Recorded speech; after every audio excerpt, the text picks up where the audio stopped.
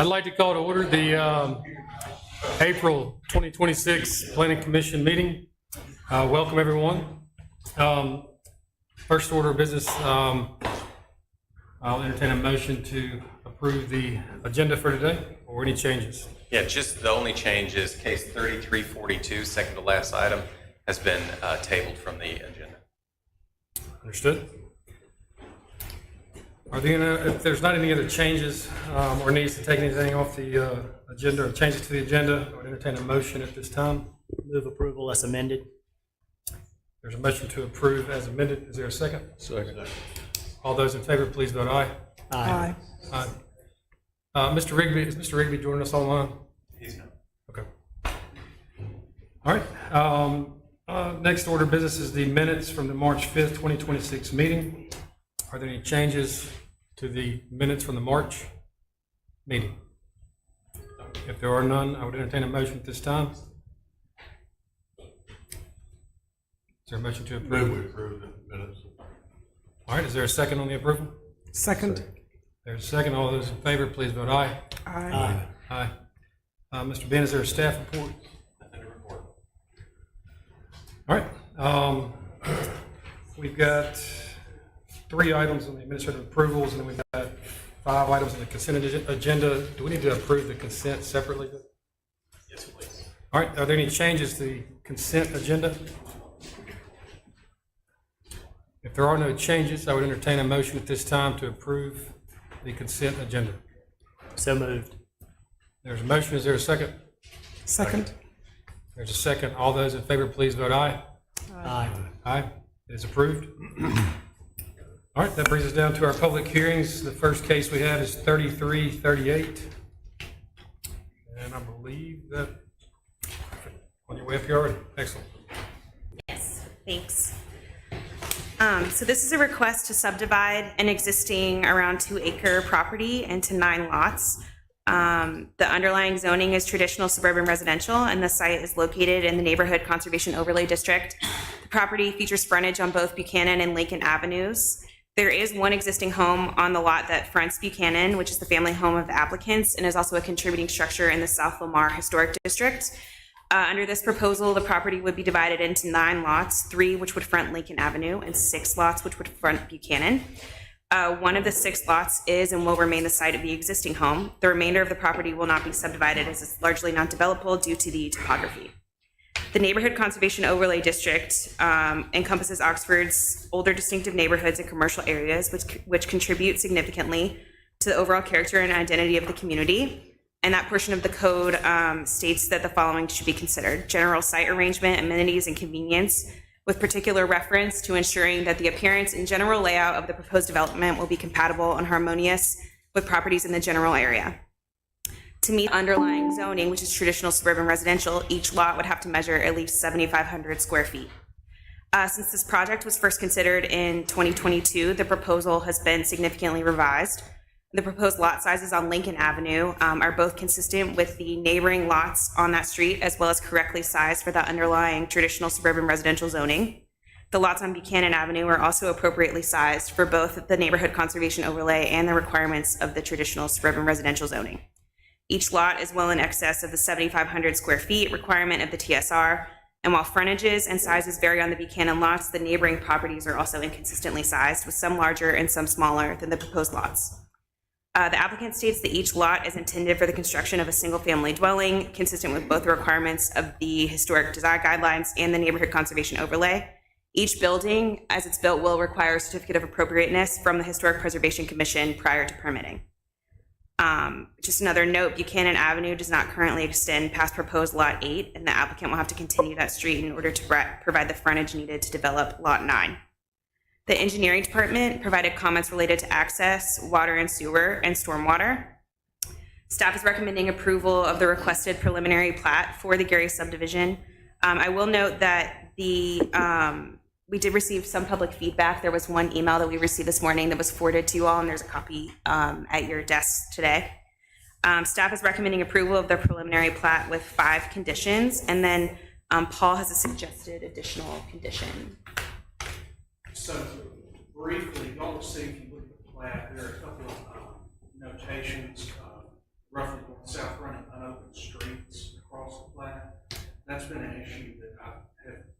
discussing with the state's representative for some time, and I got some more information about it today.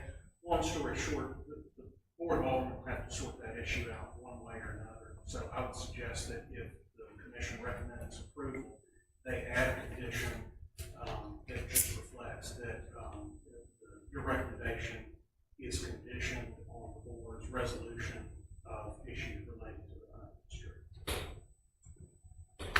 And the applicant's engineers here as well as the applicants themselves.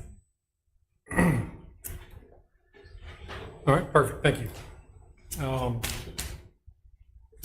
I guess first order, well, questions from the commission, questions or comments? Okay, the first thing, we have the letter. There was mention of a letter that was sent. Is that officially in the record? Is it made part of it? Yes. Okay, Is that microphone on? I'll say I can talk louder. It is on. Is that any better? Yes. Well, I do apologize. Okay, all I said was I was making sure that this letter was in the record, the emailed letter. Looks like it's from Martha Witherspoon. I won't read all the way through it, but there were several questions that were asked or raised. We'll try to address and cover those as quickly as possible. I think there was actually, you already mentioned, I think, or Paul mentioned, is it going to be in the estate's name, Betty Jane Gary Estate, or Estate of Betty Jane Gary? Is that correct? I'm not sure who the current name is. I'm familiar with it as being in the Gary estate, or maybe a trust that's in place. That's probably the question. It is a relevant trust or a trust, so that would be all who is in, but for now, it's in the state. The application was made in the state. Is there, yeah, I understand the application's made in the name of the estate. She wasn't dead yet, Okay, okay, so this is correction. all right. Okay. So the property's not in the trust, or it is? Is the property a part of the trust?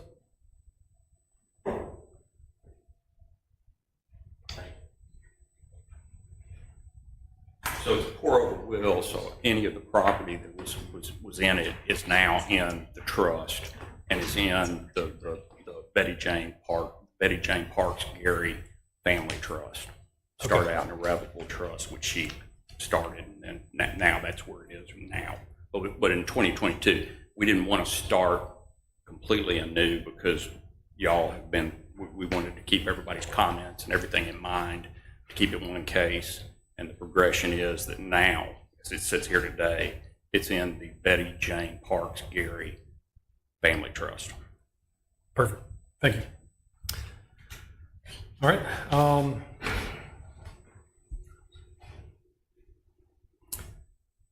Can we address whether there will be, how the parking is going to be situated? Do we know that yet? There was a question in this email about, I think if the engineer is present, maybe this person will. Good afternoon. I'm John Granberry with Granberry and Associates for the record and the engineer of record for the project. The parking will be handled just like any other residential subdivision, which would be handled on the lot with, standard driveway.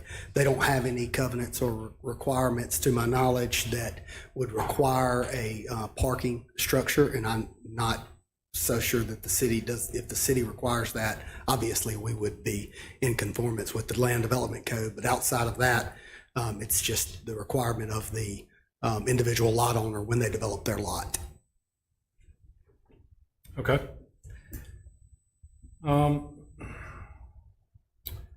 All right, underground utilities. Are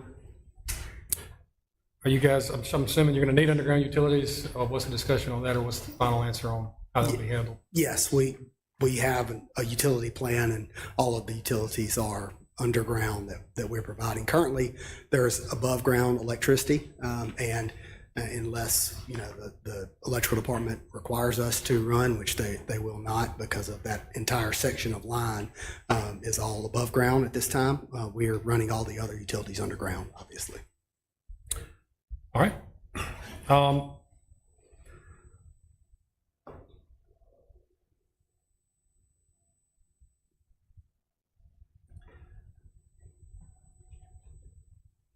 exterior lighting. Can you share with us a brief opinion on exterior lighting? Is it going to be pretty much ordinary, or is there anything of note on that front? No, it would be just residential, whatever the residential structures has. I'm sure that the individual lots would conform to the land development code as they begin development, and the city would review any photometric plans that would be submitted at that time. But with the subdivision, we don't have any exterior lighting planned. Okay, perfect. I'm sorry, we can't hear the line. Out there, we can hear the line. Okay, Thank you. sure. Did you hear the part about the ownership, who owns the property? Okay. All right, so what about the part about the parking? Did you hear the parking? Parking, I didn't quite get. It will be handled on site, just like in conformity with those lots around it. The utilities will be underground unless something odd comes up, and that will be from the electrical department. But right now, everything seems like it will be underground. There's a current above ground electrical. That's correct. Okay. So they're supposed to be underground, if you got that. Lighting will be in conformity with those properties around it. Since you said something, ma'am, does that answer, are you Miss Martha Witherspoon by any chance? No? Whoever wants to speak on behalf of this email, if you would come on up and let's make sure we've addressed what questions you got. Or, all right. That's all I've got on my checklist here of things to cover and make sure we addressed, but if there's any outstanding questions, please let me know. Okay, go ahead, sir.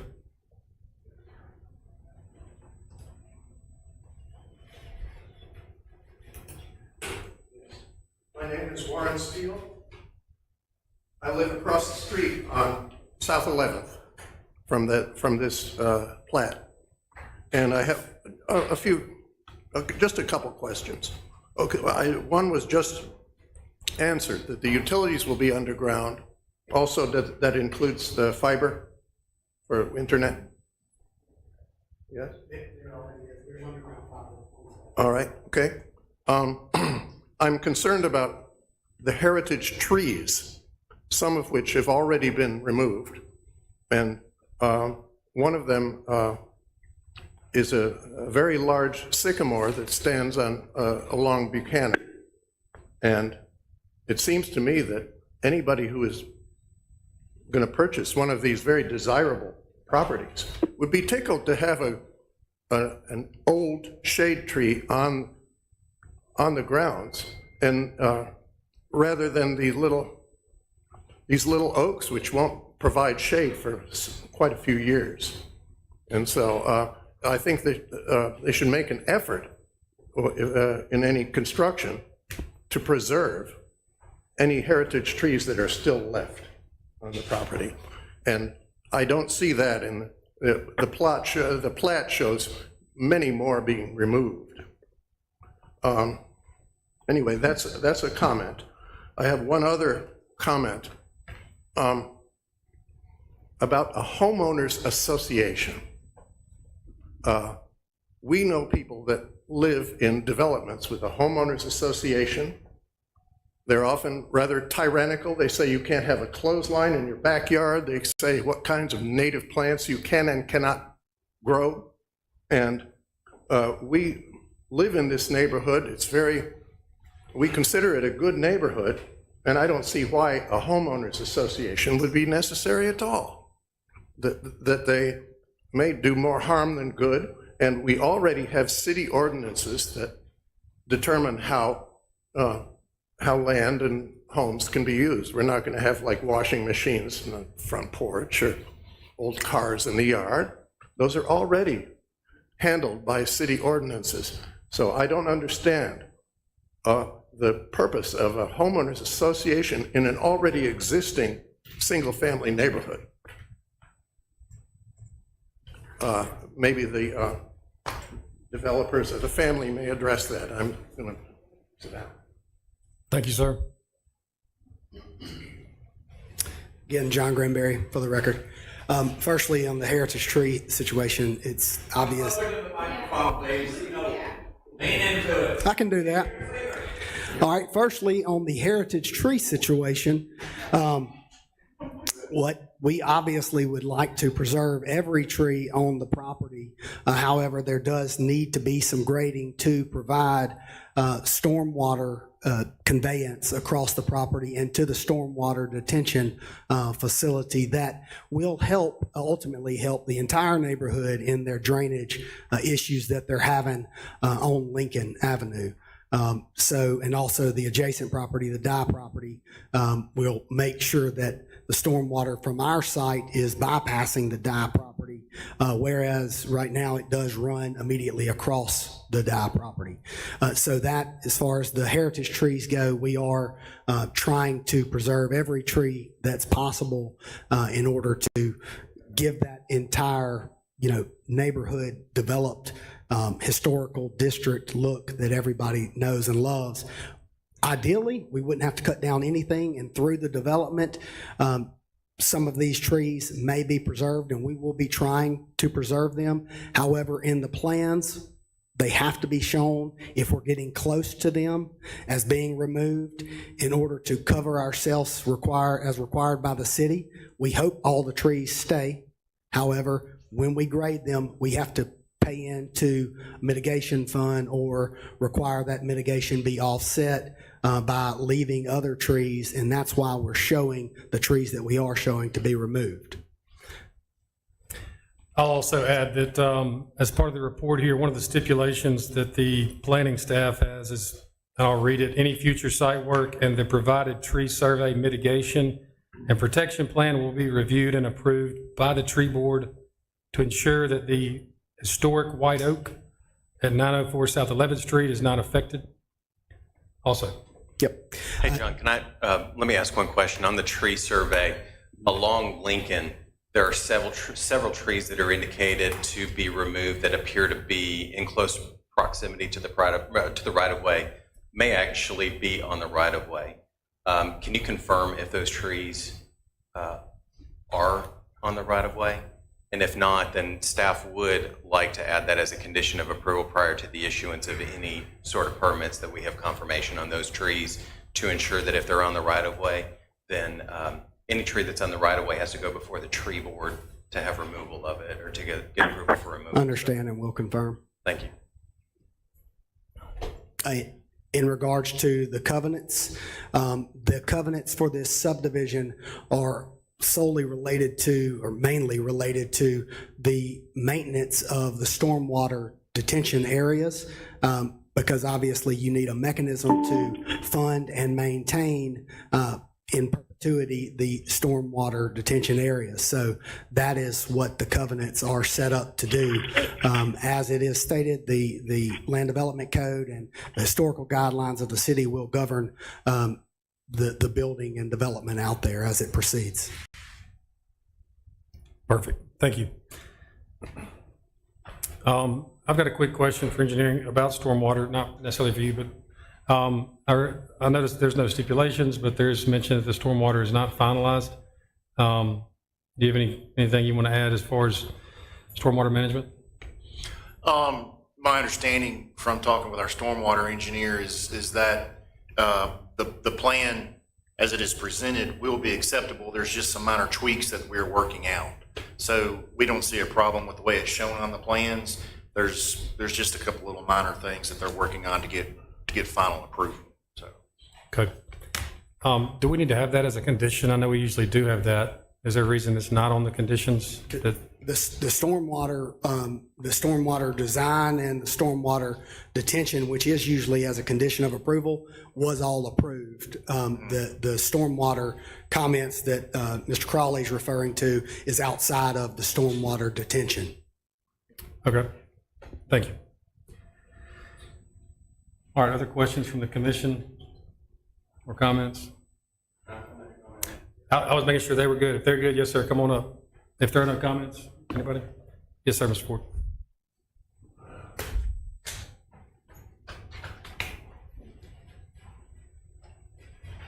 Yeah, I'm Ford Dye. My house is on the corner, which is obviously the one most affected by all this. And I looked at, I'm not an engineer, I'm not whatever, stormwater expert, but I do know there's a big problem with drainage. South 11th floods and the water leaves South 11th and it goes into the lot next to me. And the lowest part of that whole area is the lot right behind my house, which is right behind the specimen oak tree. And I've got a letter for y'all can look at. This is the letter the tree board sent me 20 years ago when I did my renovation. And it said you cannot excavate or do anything on the tree drip line. And I would welcome y'all to go over it and look behind my lot. The drip line of the tree, which is the farthest branch down, goes about 20 yards or 15 yards across the property line. Looking at what I saw, the stormwater drainage, it looks like to me there's some pipes going in right behind my house in that area, which is the lowest part. And my two concerns are the drainage and how they're going to do the pipes there without going under the tree drip line. And I think as a citizen of Oxford, the requirements they placed on me 20 years ago when I did my house renovation ought to be the same requirements placed on whoever's doing any work now. I think that's a fair treatment of citizens. And that's the letter I got. And I abided by that 20 years ago. And I think that, honestly, there's about a 15, I would welcome y'all to go look at the lot, drive by down Lincoln and look how far that drip line goes behind you can see now where it's been cleared. You can see where the line is. The drip line goes well beyond the property line. I don't know how, if you put a house back there, either you got to build it up or you got to do whatever the stormwater retention or stuff is, and that would require excavating, I would think.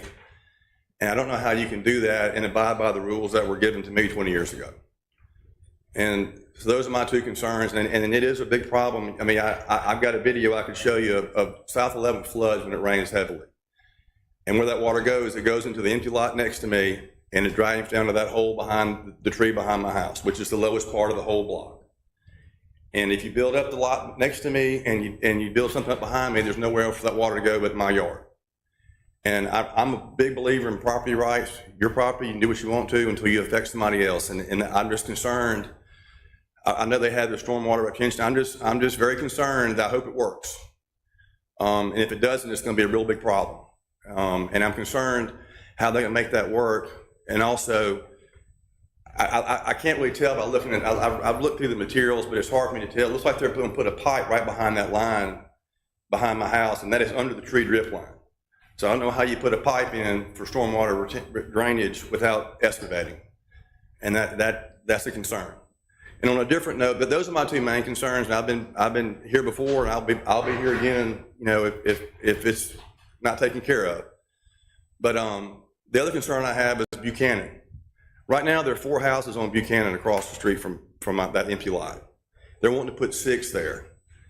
I mean, I just think that, every house on South 11th Street from University Avenue, about 2 or 3 blocks down from me, the first house faces South 11th, and it's a pretty good sized lot. Now, I'm not sure if this is y'all that deals with that or not, but I think if you want to get a condo, drive around town, there's plenty of them for sale. I just think that the density they're trying to put in our neighborhood, we're a part of Old Oxford. I mean, we're trying to maintain the charm, and I just think the density is a little bit high for that there's 4 houses on the other side of Buchanan, and they're wanting to put 6 in a similar area. I think that's kind of excessive, and that's just my opinion, and that's for y'all to decide, not me. But I'll have to answer any questions y'all have, but I just want to see that note there. I just think as a citizen of Oxford, restrictions placed on me 20 years ago when I did a house renovation ought to be placed on whoever does something behind me as well. I think that's fair, and I think it should be legal too. I'm not a lawyer, but that's what I think it should be, so. Thank you, sir. What's your address, Mr. Dye? What's your address? 904 South 11th. I'm 904 South 11th. That's me on the corner. Everything's around my house. 904. You see that corner lot? That's my house. Okay. And I'm not sure how big my lot is. A good bit bigger than any lot they're trying to put on there. Probably, I think the lots they're trying to put on here are about half the size of my lot. And I've been there 20 years. And I think most of the lots they're comparing to, yeah, there are some smaller lots in the neighborhood, but most of those houses were built 50, 60 years ago. The new houses that have been built in that area are on bigger lots, the Witherspoons, the Simmons, this Kristen right across the street from me, they're bigger lots, and the Reeves house. Most of the houses that have been put there in the last 20 years are bigger lots. Now, yeah, there are some smaller houses and smaller lots on there, but they were there when Oxford was, a smaller town than it is now. So anyway, I just appreciate, I know y'all have a tough job and a thankless job, and I appreciate what y'all do, and I just wanted to put my 2 bits in there, but I thank you. Thank you. So you want to talk about the tree and drip line? Talk about all of it. So firstly, as far as the lot sizes go, can everybody hear me back there? I will. So as far as the lot sizes go, Mr. Dye basically proved the city's land development code and ordinances point in that we are trying to, as a city, maintain that old town charm and feel. So to say that the houses, newly constructed houses are on larger lots, well, then maybe that is a problem. And what we did was we took the neighborhood as a comprehensive and got the lot sizes while working with the planning department in developing those lot sizes, and that's how we derived our lot sizes. So they may be smaller than the immediately adjacent lot, but as the neighborhood as a collective, they do conform to the Old Town Oxford neighborhood. As far as the drip line of the tree is concerned, we did have to go before the tree board, and we were approved. Our plans were approved by the same tree board that issued the opinion 20 years ago to Mr. Dye. So our plans have been approved by the tree board as is required. I'm not sure what else. The drainage, we're aware that is the situation that I was saying is left still in discussions with the city. We are aware that that inlet overtops at South 11th Street. It is a large amount of water. The way I've designed the stormwater drainage at Conveyance conveys all the water, collects it before it enters into the Dye property, and then routes it around the Dye property to the west, and then continues and conveys it south into the stormwater detention. So it bypasses the Dye property. The issue is that the swell that I have designed, we're working with the city to see if there's actually some piping that needs to go in the ground there, and we dedicate a stormwater easement to the city to allow them to pipe the water because it is such an issue in the public right of way. So we're actively working with the city. I just left Steve Brunton's office, the city stormwater engineer, right before attending this meeting. So that's where we are as far as the drainage is concerned. Thank you. Let me ask John a question while he's there. I know the lot size meet the code requirements, but the project still feels dense to me, John. Can you talk to me about the density and how that could be allayed in any way, or that I shouldn't be concerned about that? All I can tell you is, I mean, I was back and forth with Ben, and we discussed, looking at all of the lots. I gave him numbers from all the adjacent lots, the lot widths. Some of them were a lot smaller than these lots, and just took an average and tried to get within that range. Yeah, Chris, if you look at Buchanan, if you look at the lots that are existing on Buchanan, these, they do mirror, they're comparable in size with the exception there's one really large lot on Buchanan. And so, so they're comparable in lot width. And then also on Lincoln, I think there's more than 90 feet, if I recall, along each of those lots on Lincoln, which is pretty consistent with many of the homes in that area.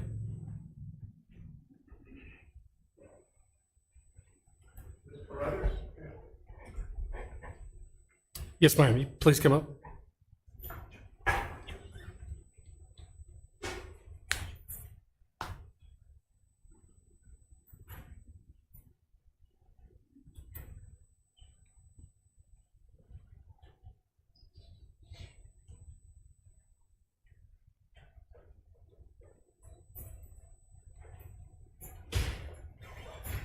I have to pull it down for a shorty. My name is Chenny Carruthers. I live at 911 South 11th Street. I am one of the smaller homes there, as is my neighbor, John T. and Blair. But our homes were built 90 years ago. My home was built in 1934. There's been a lot of changes since then.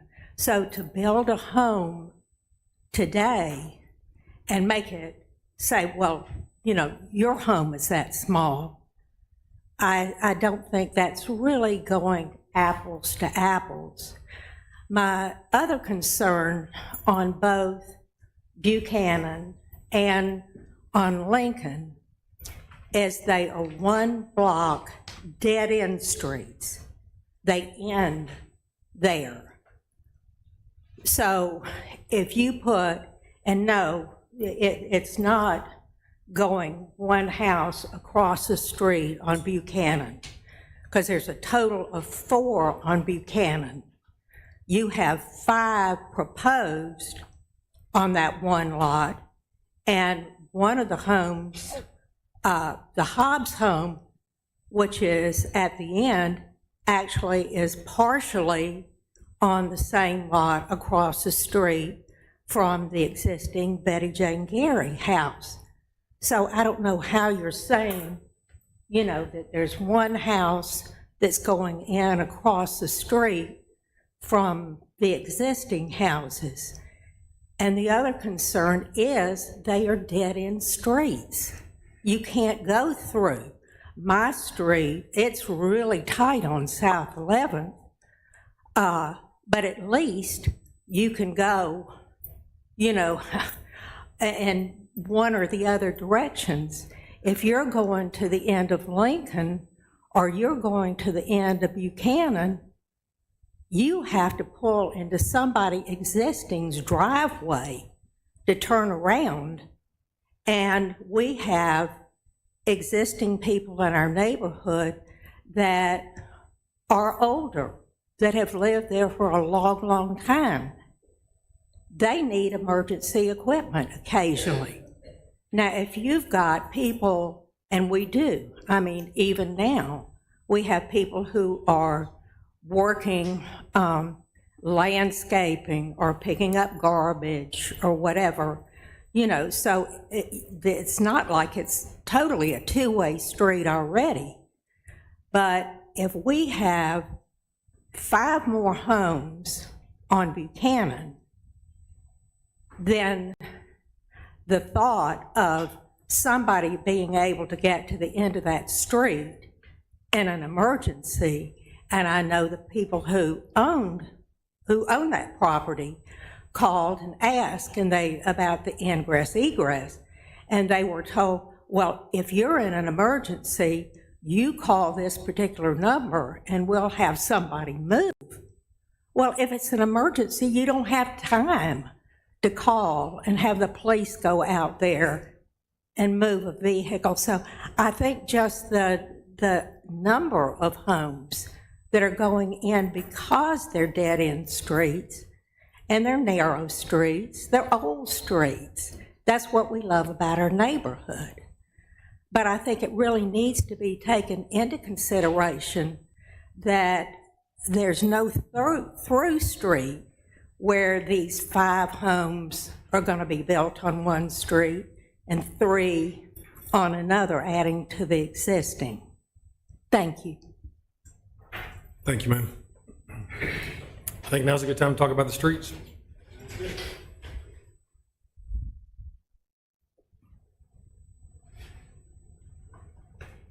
So right now, the image that everyone's seeing on the screen, today there was an uploaded change in the site plan and in the subdivision plat that provided an emergency access turnaround at the end of Buchanan Street, because that was a requirement of the fire department. So we are constructing an emergency vehicular turnaround at the end of Buchanan. So as the lady previous stated, we would have emergency access and then obviously turn around instead of having to enter into somebody's driveway. Do we have okay. I have it here if y'all would like to pass it around. It's only one copy. I would like to see it, sure.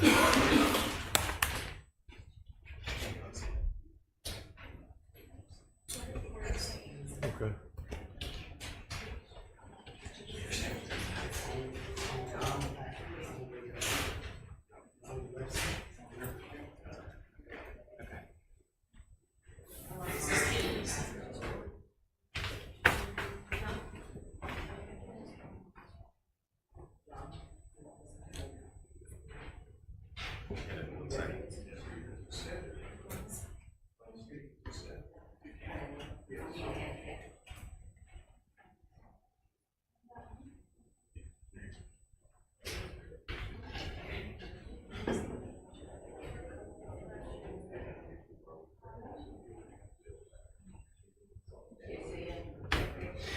And I think it is also important to note that the developer is giving up part of the usable lot to construct the turnaround. So if any other turnaround on any other dead-end streets need to be constructed, they would have to be worked out with the adjacent private landowners, because there are only 30 feet wide right-of-ways in the Old Town area.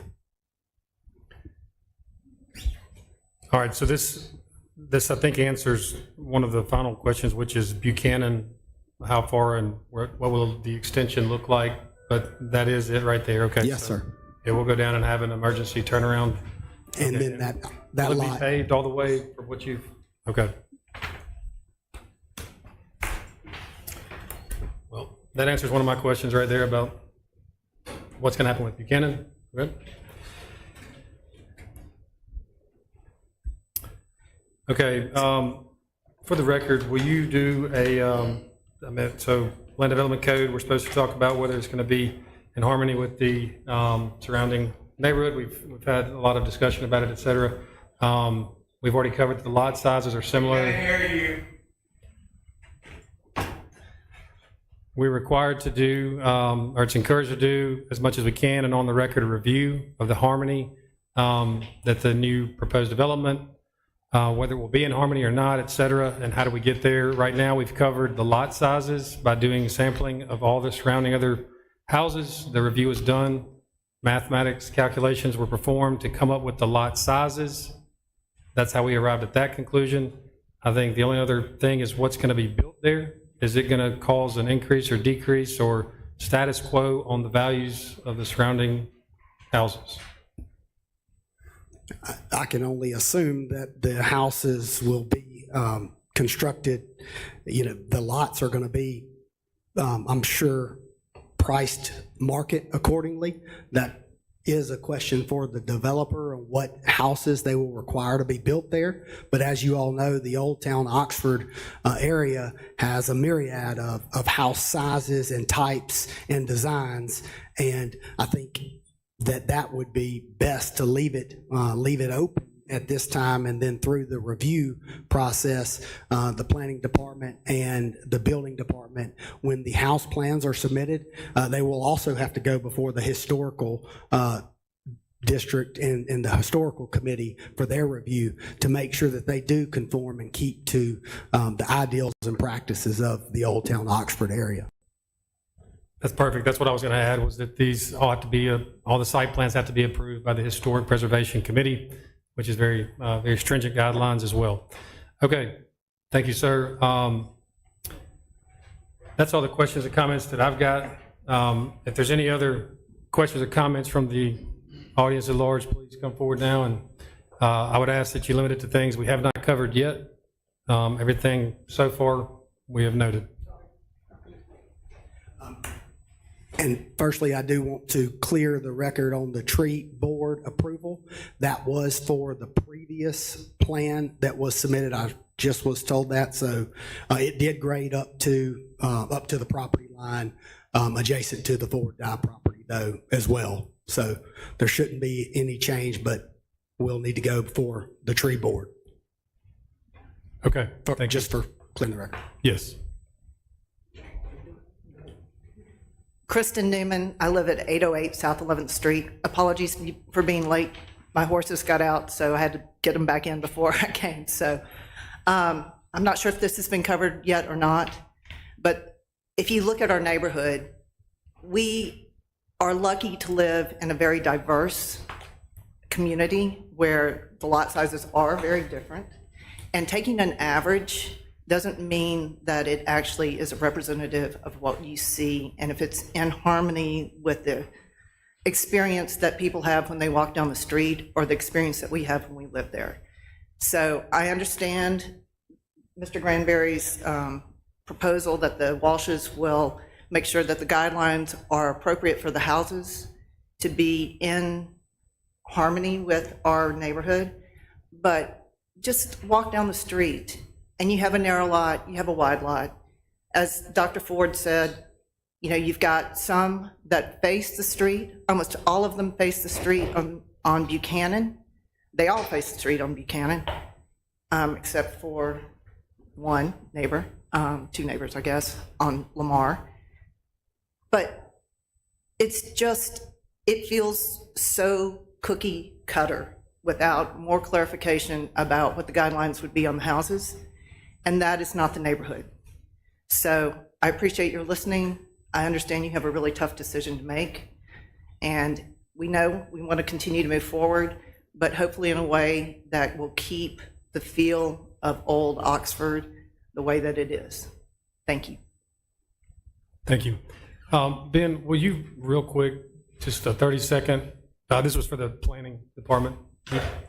You don't have to stay up here. I mean, you can, whatever. I was just going to say, will you just give us a quick little further steps that have to be done before ground is broken? Yeah, so I think any work that is to be done within the drip line, by ordinance, especially on the historic tree, would have to go before the tree board. So that's something that does need to happen prior to the issuance of permitting. This is a recommending body to the Mayor and Board of Aldermen, and so the next step would have to proceed to the Mayor and Board of Aldermen ultimately for approval of the preliminary subdivision.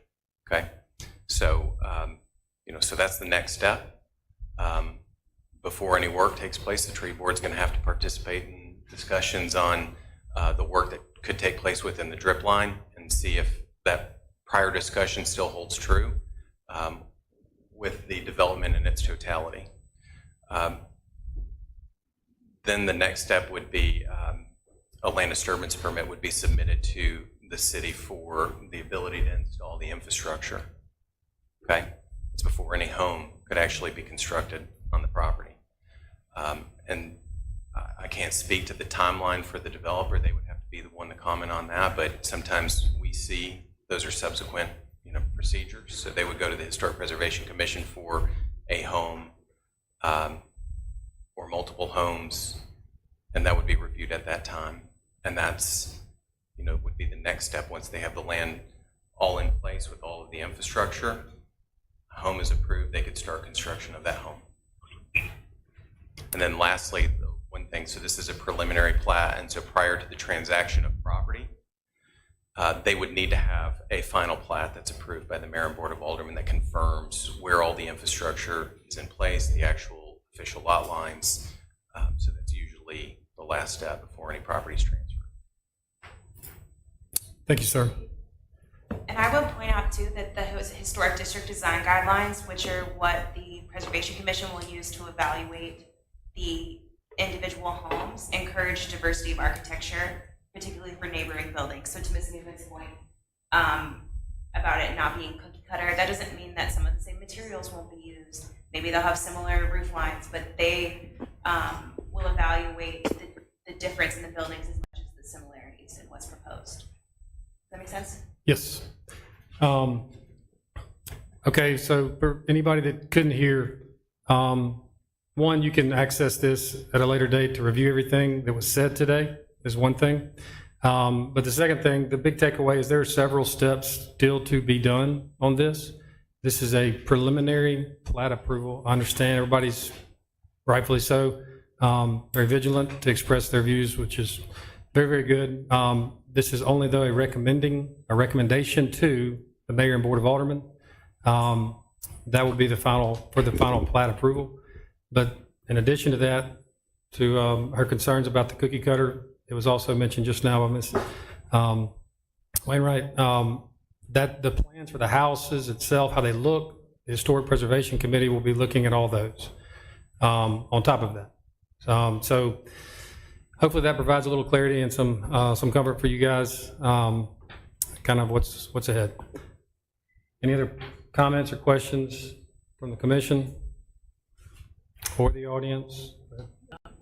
So I appreciate everybody's feedback tonight. I certainly appreciate the work of city staff and Mr. Granberry and Mr. Walsh and others. That work is evident and on display tonight. I think the key to the inquiry in my mind is the provision of the Land Development Code that Ms. Kentwright cited and the chair cited just a minute ago, section 9210.2, which states the test for this development, which is, will the proposed development be compatible and harmonious with properties in the general area and will not be so at variance with other development in the area as to cause substantial negative impact on such property values. I'm struggling with the 9 lots at this location. Even though they fit our code, it feels dense to me, and I worry about the potential negative impact on property values and the drainage associated with it. So I've just got to respectfully not be in favor of this project tonight. Thank you.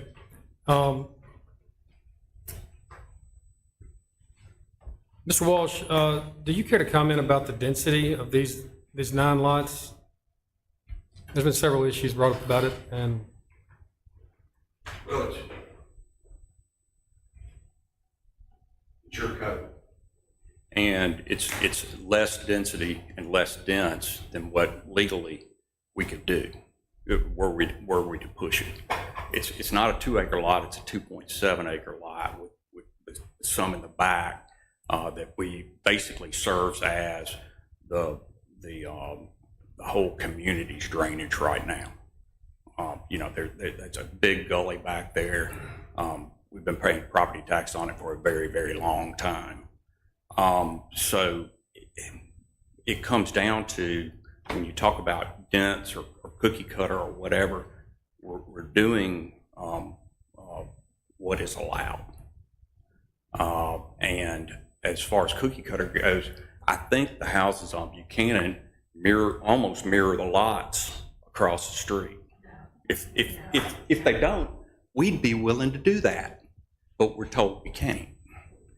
So it's very hard for somebody that's trying to comply with both the wishes of the neighbors and y'all's recommendations. It's very hard to square those up sometimes. This is as close as we can get. And that would be my answer to you. I think, you know, we're preserving an awful lot here on an awful big lot. you mentioned that they won't let, who won't let you mirror the lots opposite?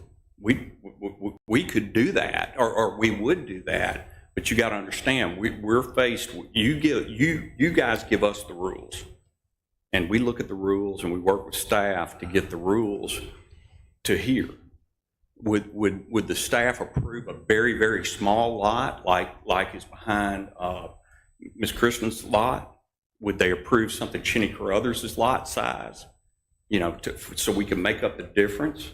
I don't know if you guys would or wouldn't, but we're faced with something that has to be a little bit uniform. Mr. Walsh, I just want to clarify. When you say that you were told that you couldn't mirror what's across the street, on Buchanan, we didn't suggest that. I don't think my office has had that sort of a statement, or made that sort of a statement. If you did that, you'd have the one very small lot. And would you be willing to do that? So you're saying it wouldn't be one last lot. You would be okay to have, is it 4 lots? We've made a presentation to you tonight. On Buchanan? I think it's 4, right? It's 4. It's 6 on Buchanan, one of them is If I may, I think what we did was we looked at the neighborhood as a whole, and that's where we derived our lot sizes from. They are not all the same size, as you'll see by looking at the plat.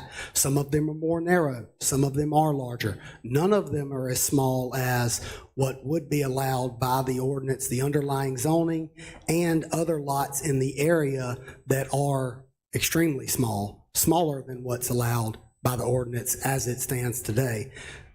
So we feel like the size of our lots does not, while they may be relatively uniform, that does not dictate what's going to go on those lots.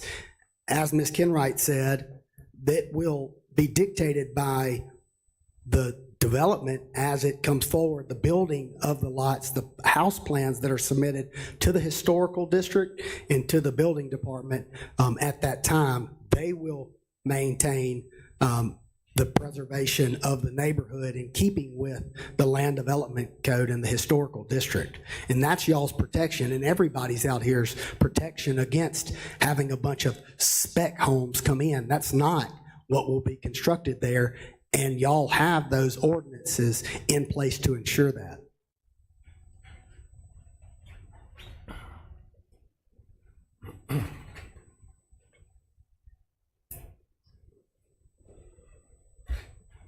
Thank you for that clarification. I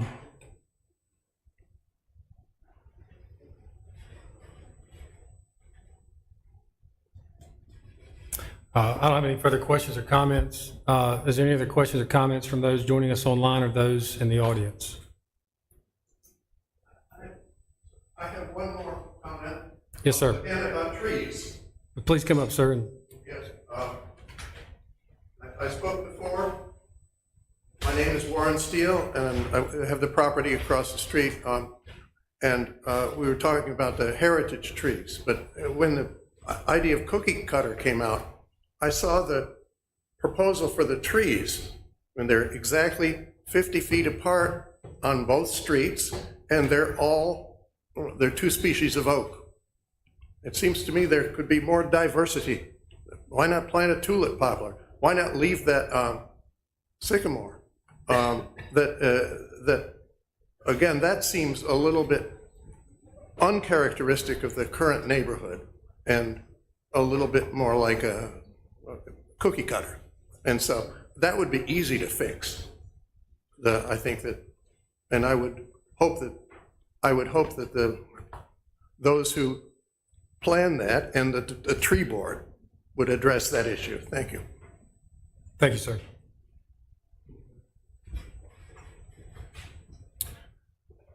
Okay. If there's no further comments or questions, go ahead. Can we put some type of provision in where it's got to be approved by the tree board and how they weigh that out and I mean, so the land make sure development, that we're saving the heritage tree, that we can't go underneath the drip line and We've got that. we've got that. We've got the there's an one tree approved list of trees that the tree board developed. And in this instance, they're required to provide frontage trees along the front portion of the property, along the road. And the spacing for those trees is a large canopy tree, one for every 50 feet, or a small canopy tree every 35 feet. Now, that's something that the applicant, those are choices that the applicant makes of meeting the minimum or going beyond. And they've selected trees that are from that approved list of the tree board. Now, if they so desire to change up the variety of the specimens of trees and plant additional trees, that's great. They can do that. Those are those choices that they can make. Part of the challenge right now is we don't know what homes are going to be constructed. We don't know where the driveways are going to be, and so it's difficult to actually put in finite right now when you have a lot of uncertainties of what would be constructed. Generally, what we see in single-family homes, especially in the Old Town Historic District, is there's a healthy amount of trees that are installed on these properties. They have, the homeowners are very proud of them, and they want to ensure that they're also, appropriately landscaped. So at this point, they're meeting the requirements of what the Land Development Code says. If they desire to increase the quantity or spacing or specimen, you can encourage them to do that.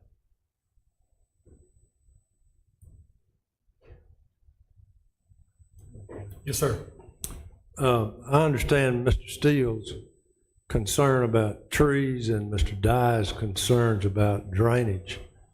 And I understand the term cookie cutter, but can you elaborate?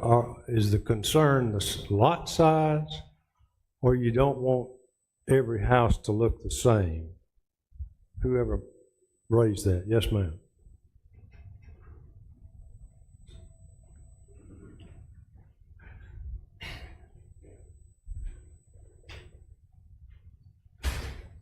Sir, it's both. So if you look at the neighborhood and if you walk around the neighborhood, I went there yesterday. you'll see that there is a diversity of lot sizes.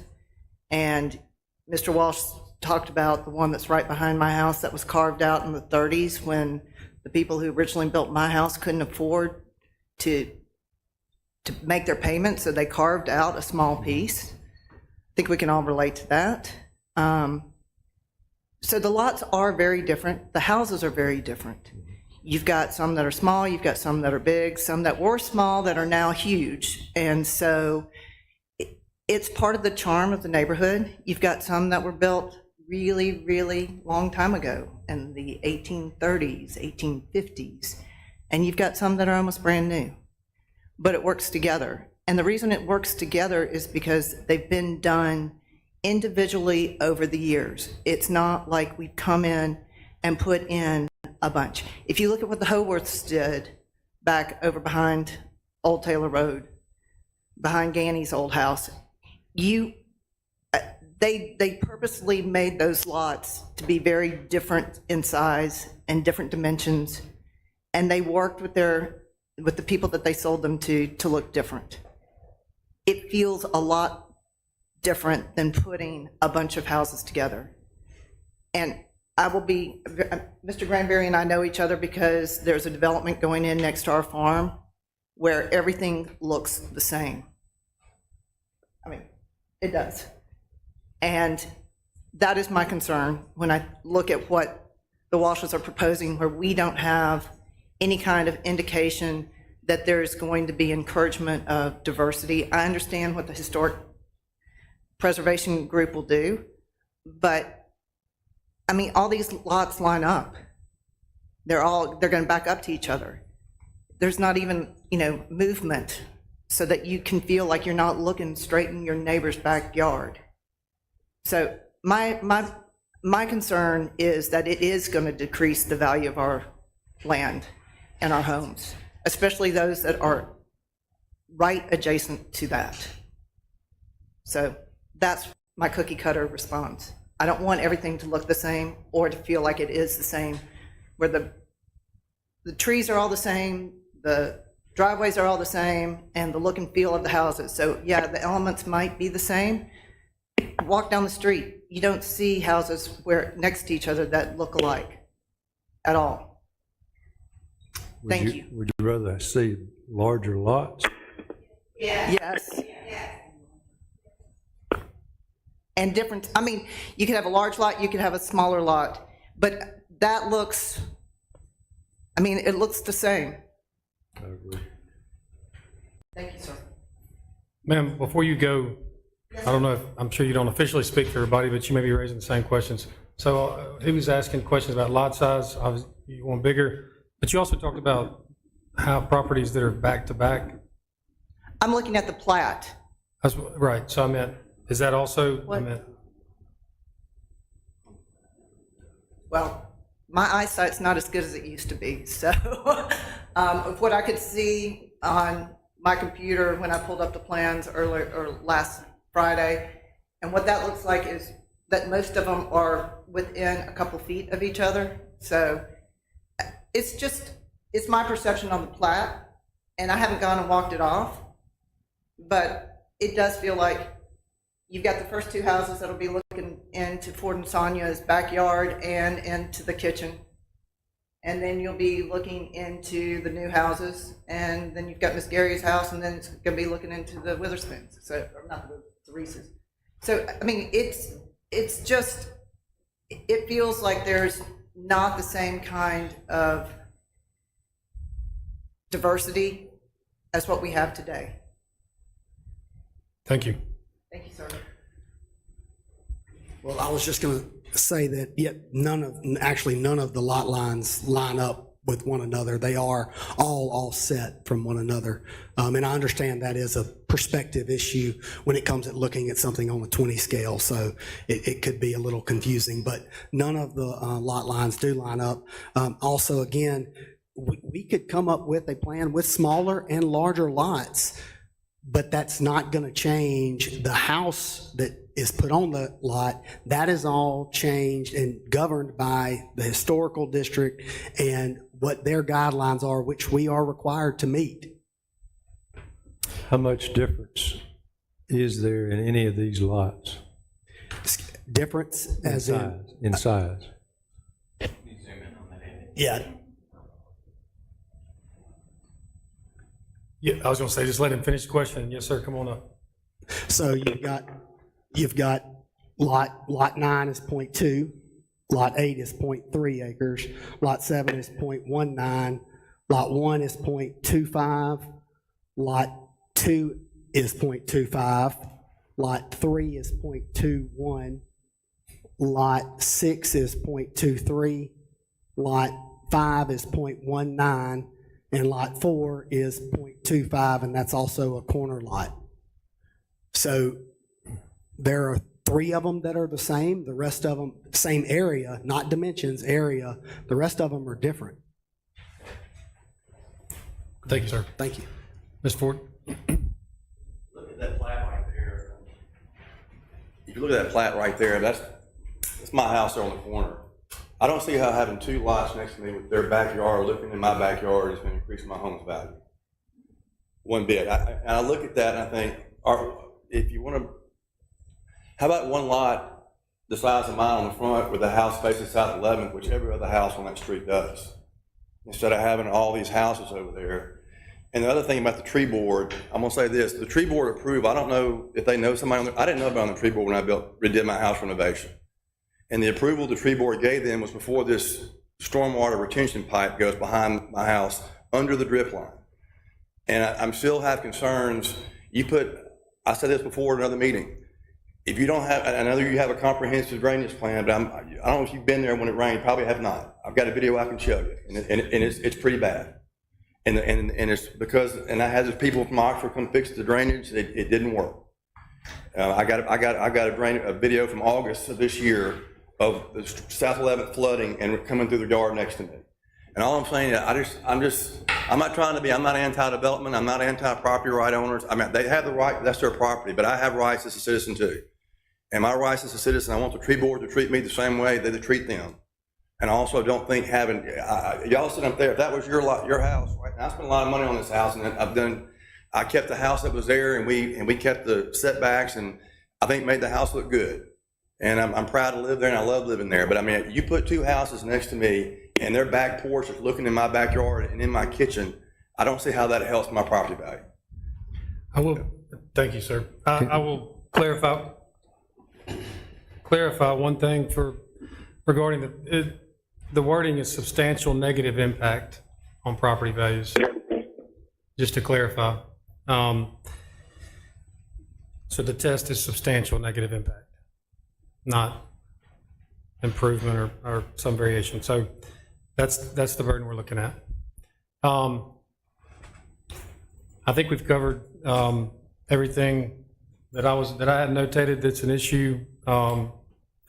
Again, so to recap here, what we've got is we've got a recommendation for approval of this by the planning department, and that's what we've been contemplating today. As part of that, they have a stipulation. Again, this is the approval for the preliminary plat to the mayor and board of aldermen, who will make the final decision. All we are is a recommending body. Our job is to do what we did, do an on-the-record review, entertain everybody's comments, try to get answers to everybody's questions, which I think we have, and express our views and our opinions, which I think we have. My computer's not loading, but I do know that part of the recommendation was subsection or sub-item 3 regarding the tree review board.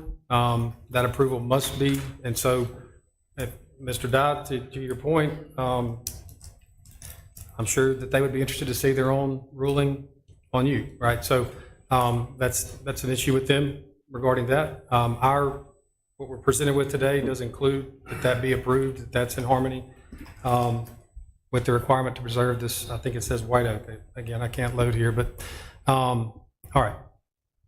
At this time, does anyone here have a motion regarding case number 3338?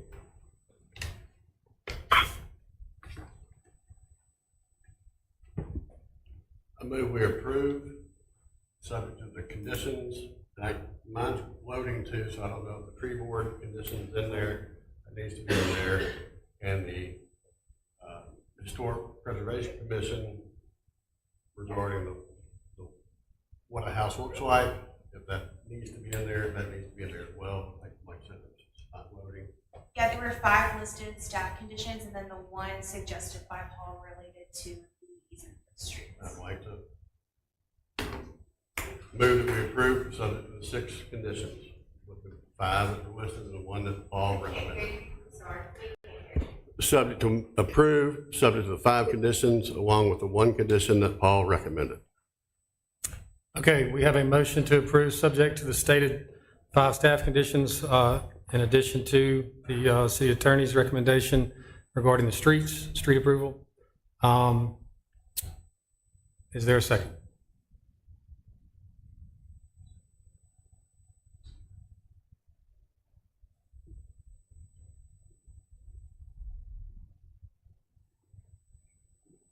Is there a time limit we're supposed to let elapse before we? All right, Commission, if you're going to second, go ahead and do that. If not?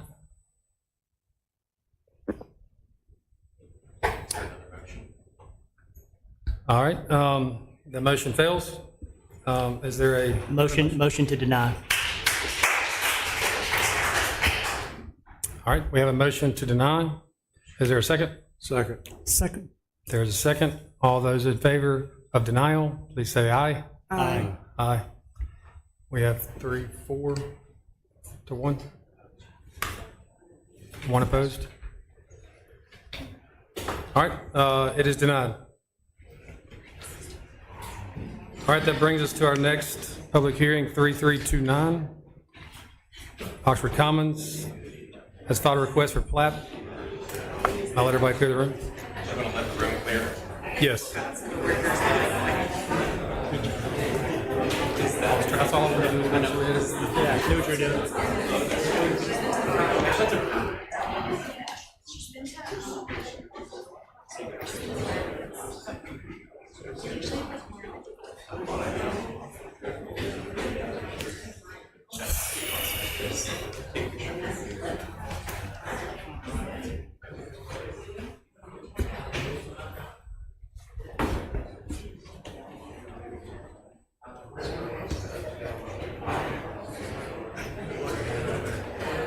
Huh, oh, yeah.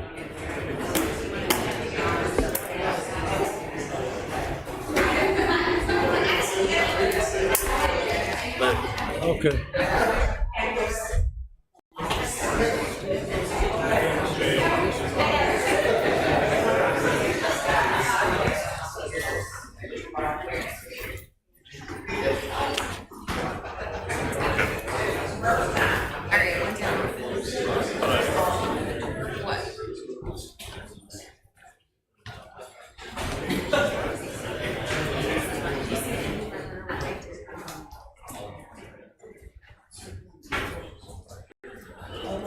Okay, everyone, thank you. We're going to go ahead and proceed with our planning commission meeting. We've got case number 3329. Yes, sir. So this is a final plat amendment request for the Oaks at Oxford Commons phases 19 and 27. The property is located in the easternmost portion of the Oxford Commons planned unit development. The applicant seeks an amendment to record Oaks phases 19. Can you hear me now? Tough crowd. The subject property is located in the easternmost portion of the Oxford Commons PUD. The applicant seeks an amendment to the recorded Oaks phases subdivision 19 and 27. The proposal seeks to eliminate Lot 21 and create a public right-of-way into the property abutting to the north that is located outside the corporate limits of the city of Oxford. This would, in effect, allow Berkshire Drive to continue north into what presumably would be a large residential development. A conceptual plan was provided indicating approximately 91 lots north of the existing phases and indicates another road proposed to the east located in a future phase of the Oaks. Currently, all development east of Sisk Avenue and Buddy East Drive is on a single point of ingress and egress. The Land Development Code requires a second means of ingress and egress when a development has 80 or more residential units. The developer has future plans to provide a connection to Campground Road, which is County Road 217, to the south and the east of the current development. Staff has expressed concerns to the developer with the proposed modification based on the conceptual plans and the potential volume of increased traffic through the local residential streets. While this allows for the addition of more lots within the existing development, staff does not feel it would adequately mitigate the effect of a large amount of traffic which could possibly have on local streets running to the north and the south inside the existing residential neighborhood. Since the property to the north is located outside the city limits, any development proposal seeking city utilities would require city approval. The most ideal outcome for future development in the county to the north of the Oaks development would be for an extension of FD Buddy East Parkway to the north of its current terminus towards Highway 30. However, it is understood that the developer of the Oaks development is not required to by the approved master plan of the Commons PUD to construct this roadway. So therefore, it would likely be incumbent on the other property owners within the area or the city and county to construct that infrastructure. I did provide, as always, the Mississippi subdivision laws speaking to the requirements of determining who's potentially adversely affected or directly interested in that modification. The applicant did provide us with 2 letters of support from property owners that they believe are directly interested or adversely affected. And due to the expressed concern, staff does recommend denial of the requested subdivision amendment. Should the commission recommend approval of this amendment, staff recommends the 3 conditions noted in your staff report. Thank you, sir. Are there any questions from the commission? Not yet. Did you say not yet? Not yet. Got it. Any questions from the audience? Or I believe Mr. Rigby has joined us online. Are there any questions from those joining us online?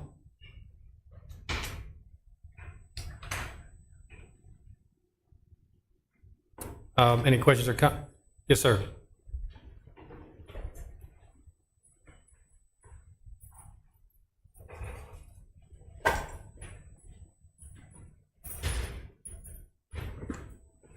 I'm Taylor McGlon, and I hope you can hear me now. I'm a property owner of the property that is being, a request is being placed to do a plat amendment. Right now, I'm in a situation where I've spent all of my life, for the most part, here in Oxford, working hard, trying to help improve this community. Currently, we're home builders trying to build affordable homes.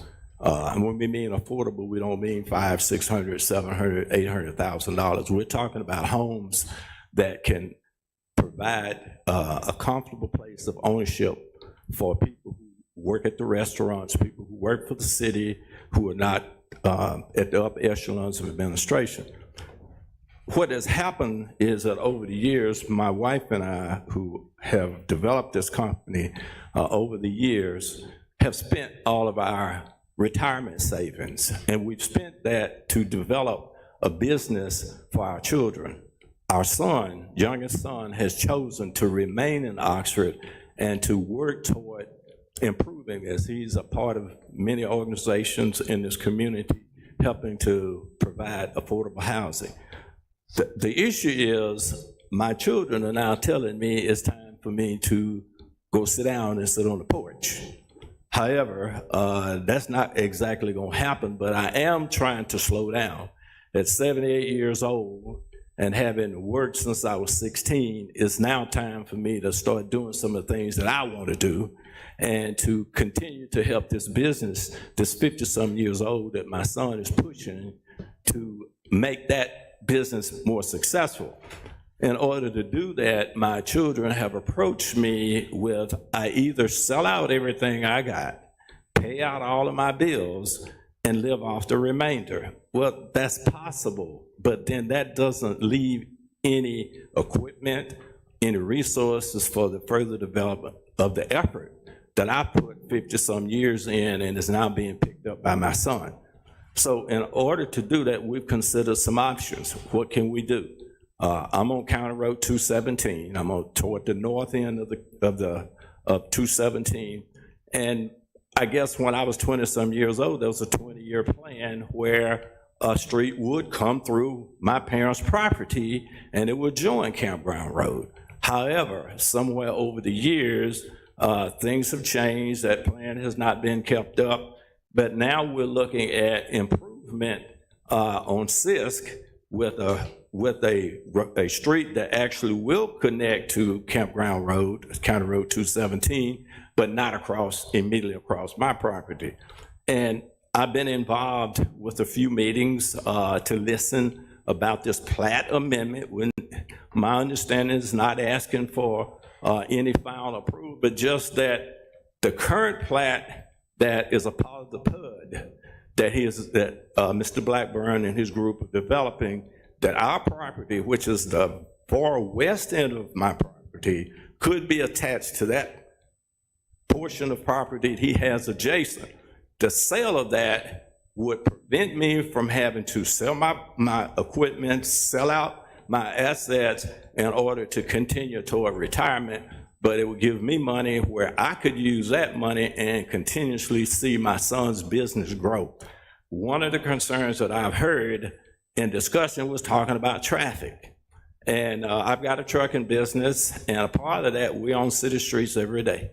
And in addition to what I've seen, because of what I know about real estate business, there are a lot of developments that have already taken place and been approved in this community that have much more severe traffic issues that this PUD could ever produce.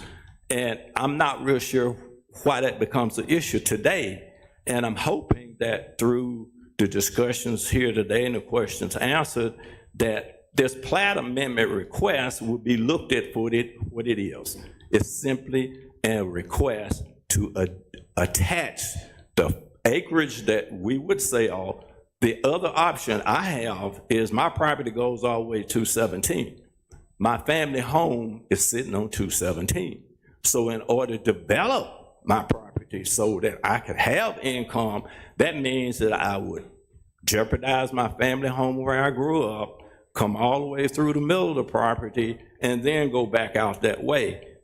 With a portion of my West End property attached to what Mr. Blackburn's group is already doing, that would yield me some resources. It would provide an opportunity for what my parents have worked so hard for in this community, to see that people who need a place to live, and my understanding is this section of property would be developed with homes in it that is geared toward those who are reaching retirement or have already reached retirement. I'm there. I've already got to that retirement. I taught gerontology for years, and now I'm a part of that. So I understand what these homes would be, and I understand that if you look at retirees, they don't have 5 or 6 cars. They don't have 4 or 5 children in a household which each have cars. Typically, most of them have 1 or 2 vehicles, sometimes maybe a 3rd vehicle, but usually there's only a couple of people in the house, which means that most of us who've retired, we're not in the streets on and off all day long. We'll go out to the grocery store, we go out to the doctor, we go out to the drugstore, we go out to church, we go out to some meetings, and most of the time, we're more interested in being at home in a safe environment, in a quiet environment, not in and out the street. I've gone through this development. I've looked at the multiple ways that are out of the backside of this, which is this is. And my understanding, there's at least 5 options that will provide ways for people in this area to exit that area and be on their way out. With the addition of the additional roads that would be developed as the rest of this plan is developed, there would be ample ways for traffic to get out. So what I'm basically here for today is to be in support of this particular request for a plat amendment, and that at this point, hopefully you'll be able to see that that's all it is, because everything else that has to be done is going to have to come back. These are not issues. The issues that are being brought up now are issues that are going to be resolved later. A traffic study is going to tell whether the thing can go or not. But all we need at this point, a plat amendment will allow the arrangements that I have with the Blackburn Group to move forward, to cash it out, and then from there, he's got to do everything that the city is going to require at the other stages of his development. Thank you, kindly. Before you go, real quick, you said there would be 5 other places that it could go. Where are the 5 that you? What my understanding, if you look at the top of it, there's 5 ways you could get down, the streets that filter down. Now, once down and out, then the other development, I know there's at least one street that has been discussed that will tie into County Road 217. Now, that phase, from my understanding, will be developed even before this is. This is the last thing on the table. This is not something that's going to happen tomorrow or even next year. What has to happen now is just a plat amendment to allow our transaction to move forward. Everything else that has already been approved has got to be worked on first. Then the next part of development will be that extension that will provide another exit that will take traffic out to 217. Then what we're talking about now will be the last part of this development that will be brought before you. So right now, so you're in favor of the selling or the moving forward of this proposal for this 26 acres? Yes. All right, and I can see everything else that you own. And you're saying that so to keep you from having to sell more property to allow the road to connect to 217, you're in favor? That's the bottom line, because otherwise I would not sell the property. Okay. And actually my initial desire was to hold on to the property, but I've got 4 strong young adults that I have raised to be strong young adults. And they had a committee meeting, and at that committee meeting, they said, it's time for you. You're approaching 80 years old. You have worked all your life. You have accumulated some basic substance. We think it's time to slow down. That was my son back there who was pushing that. But I had one who said, you need to go sit on the porch. And the other one said, well, maybe not quite as much, go fishing a little or something. And the other one said, the sitting on the porch ain't gonna happen right now. And I don't intend to stop, but what I do intend to do is back up so that I can work with what I've already built. I'm on the shoulders of my parents. My children are standing on my shoulders. And one of the reasons that I've developed that whole philosophy is because when I was growing up in this community, I watched children who couldn't run the cash register, who couldn't see it, come up steps, sit on a stool, be taught how to run that business. They finished high school, they went to Ole Miss, came back, took over the family business. Didn't see that happening in my community. So I decided then, I'm going to do that. I'm going to give an opportunity to my children to have a business of their own. And I've seen this young man who's in here now go out in corporate America twice. Once here in this community and hit a wall. I watched him go out with an international company and hit a wall by no fault of his own, but just the way the corporate structure was. Each time he came back to us and say, I'm working with you all. And now he's been back for several years. His family is a part of this entire operation. I'm wanting to see him move forward. It takes money. And if we're gonna build affordable houses and we're gonna build up in Oxford, Mississippi, based on property values, we can't do it out of penny ante change. He has to have some backing behind him, which means that the equipment that I have invested, the assets that I have invested, the time that I have invested needs to stay there and stay behind him so that he can build affordable homes in this community. And I can go on and go fishing and go sit on the front porch if I want to. Thank you. Thank you, sir. That was, yes, sir. How's it going to affect you if we deny this? Well, that means that whatever funds I have coming won't come, which means that the retirement that I don't have, because what I did, and some of us along the line have done that. You're going to take money from over here and you're going to put it over here, and you say, as soon as I make some more money, I'm going to put it back. But then we make more money and we put it over here and we never put it back here. That's what I did. And I continue to do that because my wife and I felt at our youth that we would have plenty of time to do this, but our business began to grow and we began to fund it. And as we funded it, it continued to grow. And we have invested our life savings into our assets and those assets was rolling stock plus real estate. So at this stage of the game, I don't have the money to retire. This would give me some money that I can put back, and I can have my son help us to invest it, and then I can continue to live while I continue to help my son and our business continue to grow in this community to build affordable homes, because that's what I want to see happen. Thank you, sir. Okay. I think I understand. Thank you.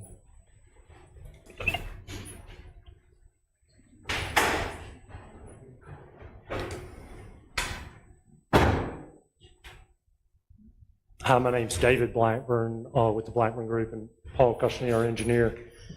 He's going to be handing out some things. I just want to give you a little bit of background on it, too. So, number one, I did not approach them about this. They approached me about this back in December, and we were looking at it, and we have a plat, and if y'all have any familiarity with plats, is once you get several homeowners in there, it's challenging to change a plat, because you have more and more people in there, and if someone objects, it just gets tougher and tougher. So when we saw this, we thought this is really the only opportunity, if we're ever going to connect to this property, now's the time, because if we don't, then a house is going to be built there, but even if a house was not built there, you're going to have 80 homeowners part of this plat, and all of a sudden, it just gets challenging to ever amend a plat at that point. This is the only way to access this property that I'm aware of, unless you were to take all of his land, and my understanding is it would really probably require him to lose his house. So the only way to get this back property, which is, we're purchasing about 38 acres. We're also going to leave about 5 acres for his 2 children for large lots that would have access to the Oxford Commons, and they would be part of the HOA and all that, but they would have access there too. We weren't proposing tonight to do get approval for a subdivision tonight, but I do understand the need to kind of understand what we were thinking about doing. And our thought was that we have a real popular product called a courtyard home. Number one, this is not in the HOA of this area. This would be part of the HOA. This HOA does not, you can't say you can't allow students, but we do not allow unrelated parties to live in the same house, which basically prevents, if someone comes and buys a house for a child, they can live there, but they can't have 3 other friends live there with them. And it's prevented it from becoming a student housing area in our main Oxford Commons area. We have a different area that's dedicated where if you want to rent, but in this area you can rent a home, but it really is truly families. And I would say 70 to 80% of the ones that buy courtyard homes are retirees. And as Mr. McGowan said, it is very little traffic. I would invite you to go park on a courtyard street one day and sit there for an hour and see how many cars pass. It's just not that many cars during the day. And in addition, they're definitely not at the peak hours of driving at 8 a.m. and 5 p.m. when people are going to work and going to school, and then coming home from work and coming and the school hours. So it's not peak hour traffic. Again, we're not asking for that. We'd have to come back for subdivision approval, but that would be our plan. We have been trying to find a way. When Mr. McGlone approached me about this, I wanted to help him. I mean, the same story he just shared, he shared with me, and I think everybody wants to help him, and I think there's a good way to help him, and it's a good thing for the city, for the overall Oxford Commons development, and of course for the McGlone family too. But to help raise concerns about, or to ease the concerns on traffic, and to help the McGlones, what we are willing to do is that in the Oxford Commons PUD, the current PUD, forget this new property, but in the current Oxford Commons PUD, in this area is called Track N, which I don't know if you shared a PUD map, but That's the eastern portion of the overall. the overall track. And that's already approved. It is approved. It went through traffic studies, all approved. It's approved for 389 units. So today, we can go build 389 units in that area. And I understand the issues with the city, and we came up with this morning and hit Ben and John with it early this morning when I realized it this weekend. So we didn't surprise them tonight, but they did not have a chance to have this before they made their report. What we would like to do is make this property, this new property, the McGlone property, along with, we've also acquired some land to get to Campground Road, which we were already planning on connecting there, but that's not technically part of the PUD. But it is part of this general area. But if you take those three areas, we would like to say, okay, we cannot build more than 389 units. So we're not going to exceed what's already approved in the plan for the PUD, it's 389 units. We're not going to exceed that on all, not just the track in, but the 45 acres that we're buying from the McGlone, well, the 38 acres we're buying from the McGlones, plus their 5 acres they're retaining, and the additional 10 or 15 acres that, maybe 20 acres that we're buying up that will connect us to Campground Road. So none of that, but all of that property will be under that same restriction. Well, now, it can't be part of the PUD because it's in the county, but it can still be, just make this approval with the plat for the future, to connect to that future right-of-way, we have to remain within that 389 units. And to be quite honest, if y'all need us, I mean, our plan right now, the way we want to develop it residentially, we're not trying to maximize density. We're trying to continue in this area the way we've been doing these other true single-family areas. So we're not trying to maximize the dollar here. We'll reduce it down to 230 units. And we've shared a plan that we're showing. That's the plan we want to do. I'm fine with y'all holding me to that plan with this approval. It's not, I'm just trying to find a way to help the McGlones and give everybody peace of mind that we're not trying to increase traffic in any way. We're trying to, actually, I think you're putting more land in here, it'll spread it out, it'll reduce the traffic that's already approved in the PUD. I've got a quick, so when I hear or think about this project or look at it, access, and that's what we're doing here. So tell me real quick about, so there's various public roads that are drawn on the map here, and we talked, I think, a couple times about this, but what's the latest on the connection right there at the roundabout where it goes beneath the school right there? That looks like the closest connection right there at that roundabout. Well, yeah, that's a good question. So the connection at the roundabout is currently in place. No, north of, it is right there beside the lake, right here? The Sisk Avenue, where Sisk Avenue connects. No, right beside the Oxford High School. No, I'm sorry. No, this is right beside Oxford High School. I'm sorry. That's right. North of the high school, excuse me. So the north part of the high school property?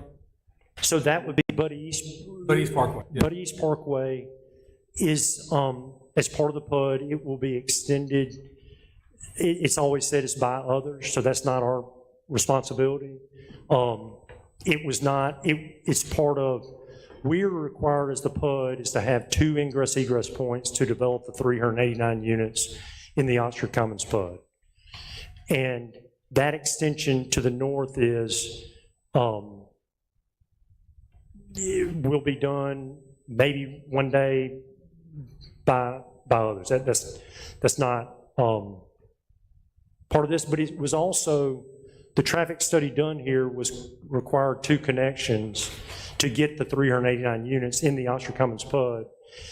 And we're not asking for any alleviation from that. We're still planning on connecting to Campground Road. We understand there's already an ordinance in place that I cannot build another lot in this area until the Oxford Commons until we connect to campground. So, I mean, I'm fine putting that restriction again on here, but that restriction's already in place.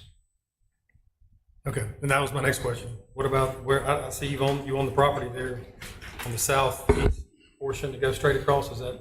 Yeah, yeah, it should be shown on here that that's the, Yeah, you got it shown. the can't connection see to the rest of the Campground picture, Road. It looks like that's what's happening, so it looks like you're gonna go across, yeah. But, I mean, what's the timeline? I mean, how far? I mean, I think, to me, initially, when we say, okay, we're gonna put these houses up here, great, they're gonna have to go all through that one ingress. So I cannot build, number one, I'm not asking for approval for the houses today. All I'm asking for is a connection, but I cannot legally connect to, I can't, well, number one, you can put that requirement in here, but already I cannot build a house on the McGlone property. I can't even develop a lot there until I make the connection to Campground Road. So our next, Mr. McGlone said this would be the last property. I don't know if it'll be the last property, but I cannot develop this until I connect to Campground. So Campground Road will be the next point. So whenever this would be developed, if y'all approved it, we would have the connection to Campground Road in place, or a bond in place to assure that it was built if we were doing it all at once. Okay. Question? Mr. Chair, can I ask a question? Oh, yes, sir. Mr. Blackburn, I heard you say 230. Tell me again what that number applied to? That's a good question. So, I got to check my notes. I'm sorry, I said the wrong number, 330, not 230. So you're willing to back it down from 389 to 389 to 330, and I apologize. So I was trying to do numbers off the top of my head. So just to be clear, from my understanding, 330 would take into consideration the 93 home concept in McGlone and the 25 home concept on the Camptown Road extension and what you already have in N. That's right. And so really we have 214 units in the current PUD design. We'd be losing 2 lots to give access to the McGlone property. That brings it down to 212. And then it would be 25 units on the campground and 93 in the McGlone property. And again, we're not asking for approval. We'll still have to come back for that approval. Now, there is a point of, well, gosh, it's in the county, so you don't have to come back for city approval. Number one, I'd be fine with saying we still have to meet city guidelines. I mean, we're planning on building it just like all the others. But in addition, we could hook onto city water, campground water here. I don't know a way of getting 93 homes on there without tying on to city water. I mean city sewer. I think we could do maybe a 25 lot, 1 acre lot subdivision there that would be large lots that could be septic, but I don't know how we would do 93 without tying on to city sewer. But it is in the county. But again, the main thing is it's not something where we can say, okay, well, let's see 5 years from now and let's make this connection 5 years from now. This connection will either happen now or it won't happen. And the McGlones, we've been trying to figure this out. I promised him if the Board of Aldermen, if y'all approved it and the Board of Aldermen approved it Tuesday night, we're closing with him Wednesday to help him get the funds. You talking about Mr. McGlone? Mr. McGlone. So we're doing everything we can to help him, and we're trying to come up with a win-win for everybody. Very good. Last thing on this, I believe that I'm recalling correctly, so the road that's going to go, Bud East Parkway, where it's drawn on the map, has that property already been deeded to the city for that road to continue north through what you want? To continue north. So that, I believe, is either HOA property or will be HOA property. And we did meet with John about saying that we can work with them on getting that, if he needs that right away. We just need it, engineered out, just decide where that property line would be. Okay. Not official, but is it? You can do in terms. It's on record that it's always been the intent that we're intending to deed that over. with it clear, I mean, we're not building it, but we're deeding over the property. Sure. Okay, what would keep that from happening? To deed it over? Yeah, I was just saying, we're doing record stuff here, so would anything, like anything that comes to mind that would trigger that to not come into No, existence? not that I can think of. All right, perfect. If, yeah, I mean, I don't see any way, shape, or form of change. Perfect. And so, I mean, really, I guess we're amending our request, because we had requested just approval. We would request that the Board of Aldermen should have to approve the extension of a new roadway through that vacated lot. So if y'all did this, you'd be approving the plat, but it would still be, the Board of Aldermen would still have to approve the extension of the new roadway whenever it got extended.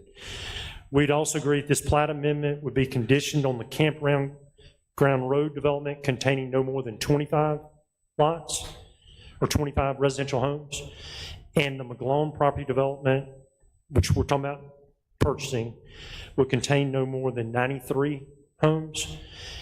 And even though those units would not be within the PUD itself, we'd agree that those units would be counted against the units allowed in track N of the PUD.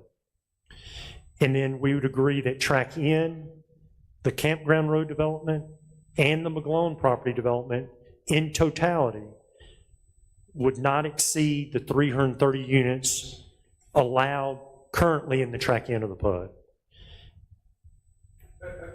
Let me back way up. Here you go. Because the way I have understood this and the way we've done this in the past and the way that track N and all the other tracks have been approved is it's been approved as part of changes to the master plan. So what we're talking about now are changes to the master plan, which we've always had to treat as a rezoning in the past. And so the list of, and somebody else smarter than me, I'm sure, was keeping up with everything you said. My concern is that the list of commitments and changes that we're talking about now, number one, works a rezoning on the areas that are within the city. And number two, we're talking about the area to the north and over to the east, is not, we don't have immediate plans for that to be in the city, as far as I know. And so this looks like, I don't even know what it looks like for that to come back to the city for approval, is what I'm saying, David. I hear what you're saying. It seems to me like there are multiple steps in the process, because the requested plan amendment is to eliminate one residential lot and allow for an access road that would connect up to that northern property, that would allow for the potential for that, right? Because the city would have to approve that point of access serving as a public road, north-south, regardless of whether or not that's in the city. Yeah. Right, that's what I think I heard you saying.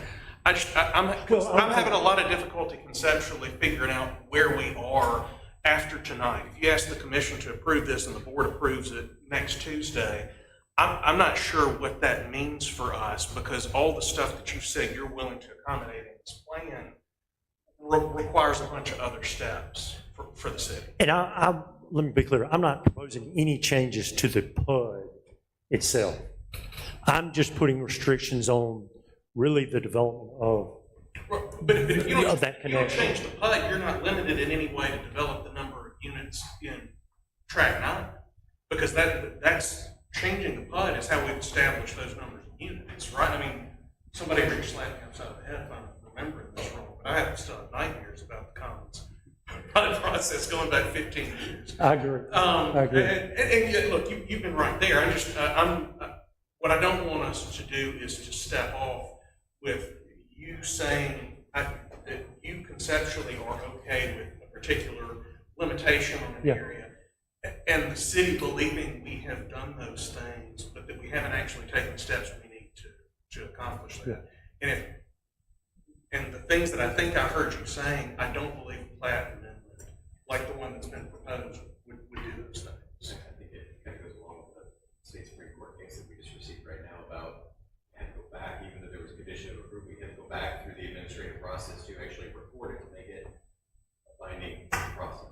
It always makes me happy when the planners read the cases and send them to work. Well, I'm trying to find the win-win here. So, I mean, maybe it's just that y'all require us to get, you approve the plat, the amendment, and it's subject to Board of Alderman approval for connection. And everybody knows as long as we're staying within that, then we're good. I mean, we're trying to find a solution to help the McGlones, but I can't go buy the property and then not know that I could connect to it.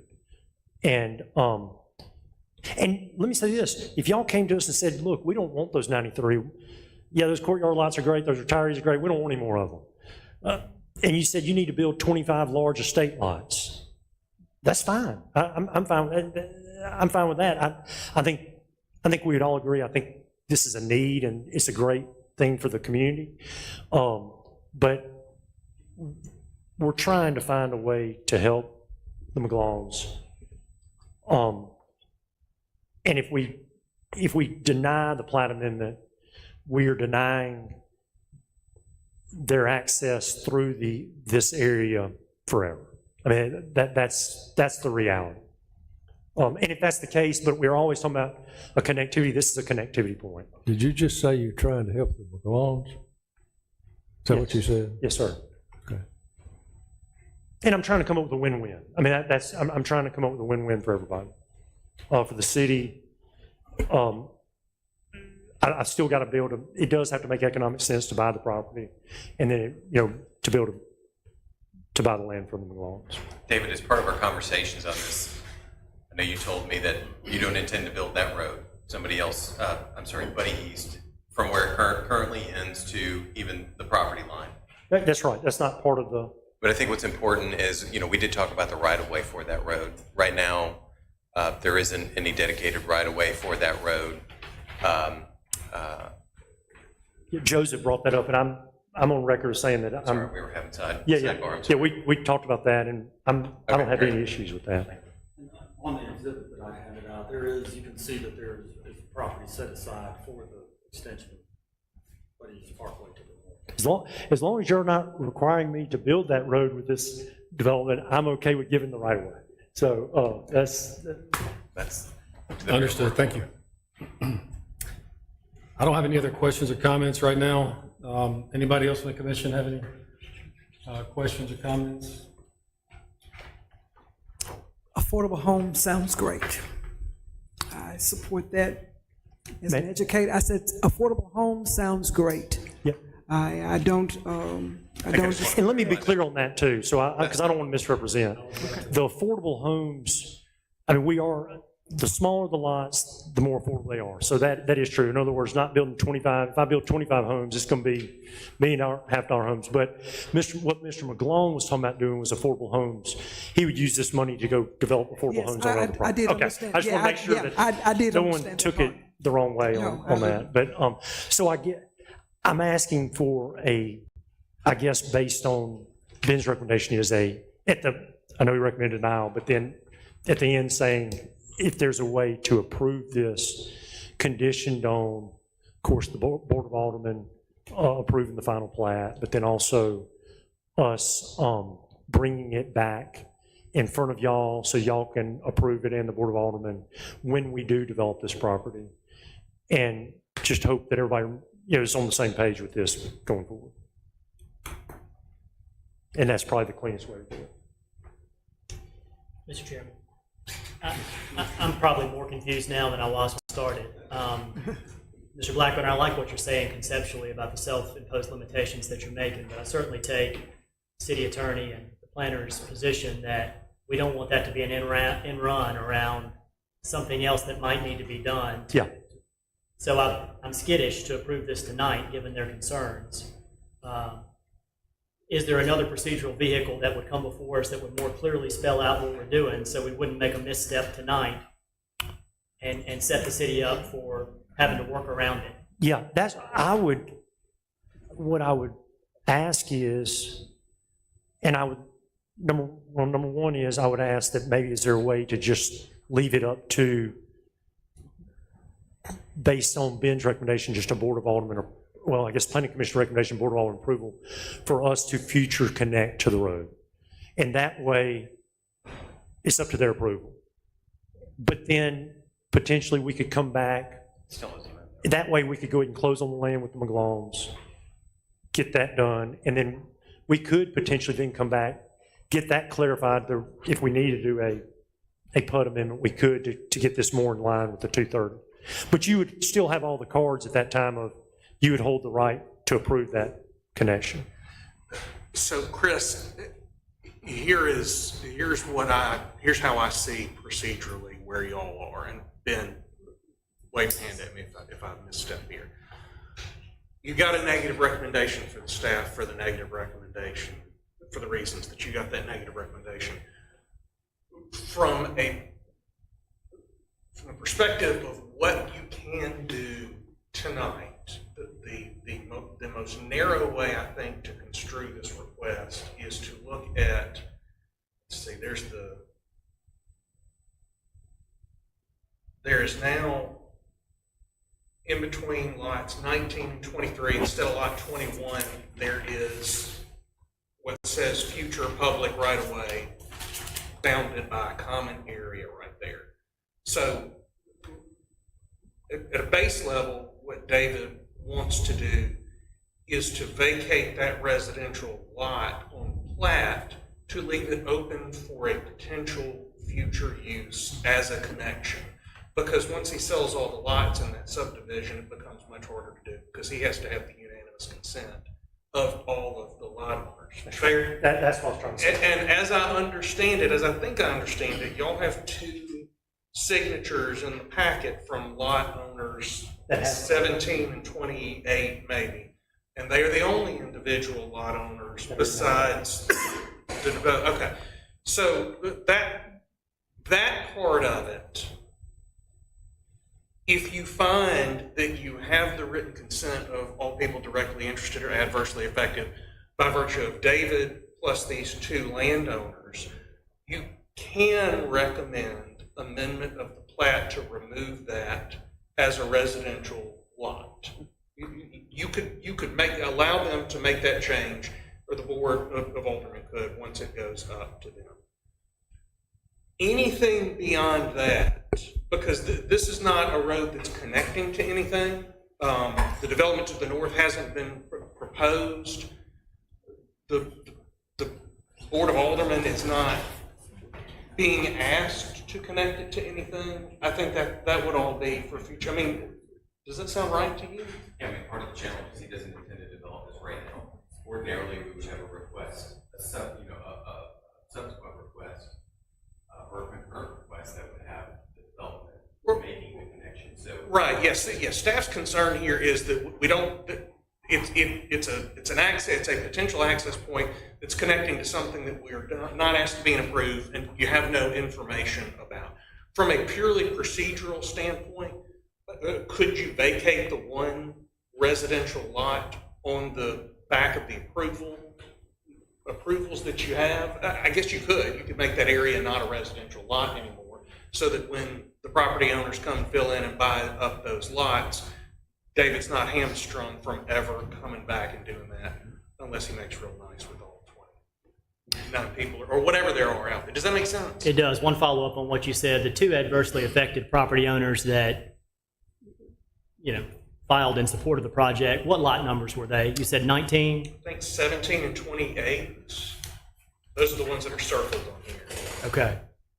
So what about lots 19 and 23? Don't they immediately abut this property that would be vacated? But I own those. You own those? Yes. Okay. That's kind of the point, is that I own basically all those.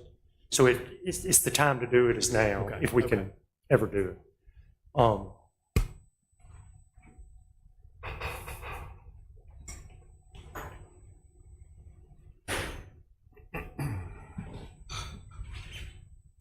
Sorry for the confusion. No, that's great. Good information. All right, so any other questions or comments right now?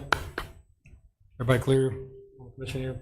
Those joining us online, does anybody have any questions or comments? Those in the audience? Okay, If there's no other questions or comments right now, would entertain a motion.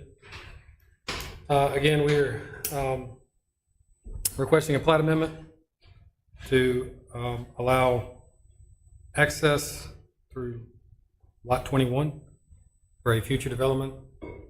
But issues raised by the city are that, we don't know what's going to go there. We don't know enough to feel comfortable. We've heard from the person the property's going to be purchased from, the McClombs. They're in favor of this. Primary reason, they own property that connects to Campground Road, and they don't want the road coming through there. They'd rather it go through this neighborhood, future neighborhood.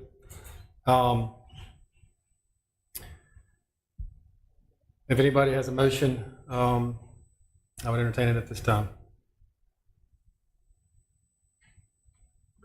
Mr. Chairman, I'd move to deny it based on the staff's comments and concerns and the attorney's comments. I think there's too much that needs to be worked out before I would support it. Okay. Right now, there's a motion to deny. Is there a second? Second. There's a second. All those in favor of denial, please vote aye. Aye. 1, 2, 3, 4. 1 in favor, or what do you vote? 1 in favor of tabling, but votes after that. Okay. So we have 4 in favor of denial, 1 in favor of approval. David, you were Approved. perfect. All right, so it is denied. That brings us next to public case number 3340.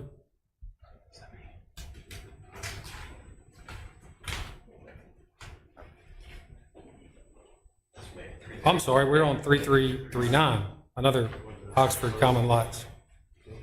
This is a request for the Is it getting warmer in here? plat amendment for Summit Phase 2. Very warm. Mr. Ben? Thank you. So this is a final plat amendment for the Summit Phase 2. The property's located in the Oxford Commons PUD, and it's part of approximately 40-acre subdivision recorded for the Summit Phase 2. This request pertains to lots 7 through 10 in the subdivision. The applicant is requesting an amendment to combine these 4 lots into one single lot measuring just slightly more than 5 acres in area. Included in your staff report are the subdivision requirements by the state, and a letter is provided by the manager, David Blackburn, of the Summit of Oxford Commons LLC, noting that they own the lots in the subdivision and have no objection to the proposed subdivision. So if it's determined that there are no other directly interested or adversely affected parties, staff recommends approval of the final plat as amendment for the Summit Phase 2 amended with the 2 conditions noted in your staff report. Thank you, Ben. All right. Was there an email about this? That was the other case? There was an email that was rescinded. Okay. Okay. Questions or comments from the commission on plat amendment for case number 3339? Yes. Please go ahead. Please state your name for the record. Hi, my name is Anita Chan, and we sent an objection letter for this property.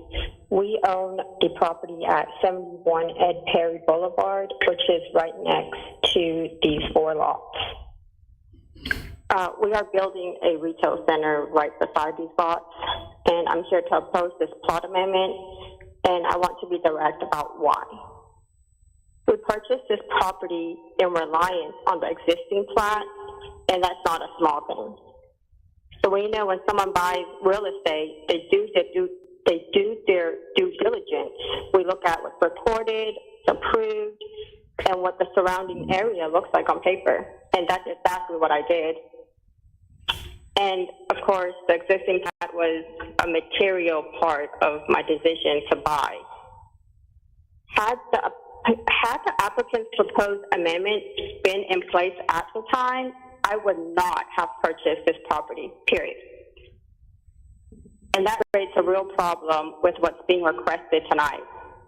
Property owners in the city have a legitimate interest in the stability of recorded plats.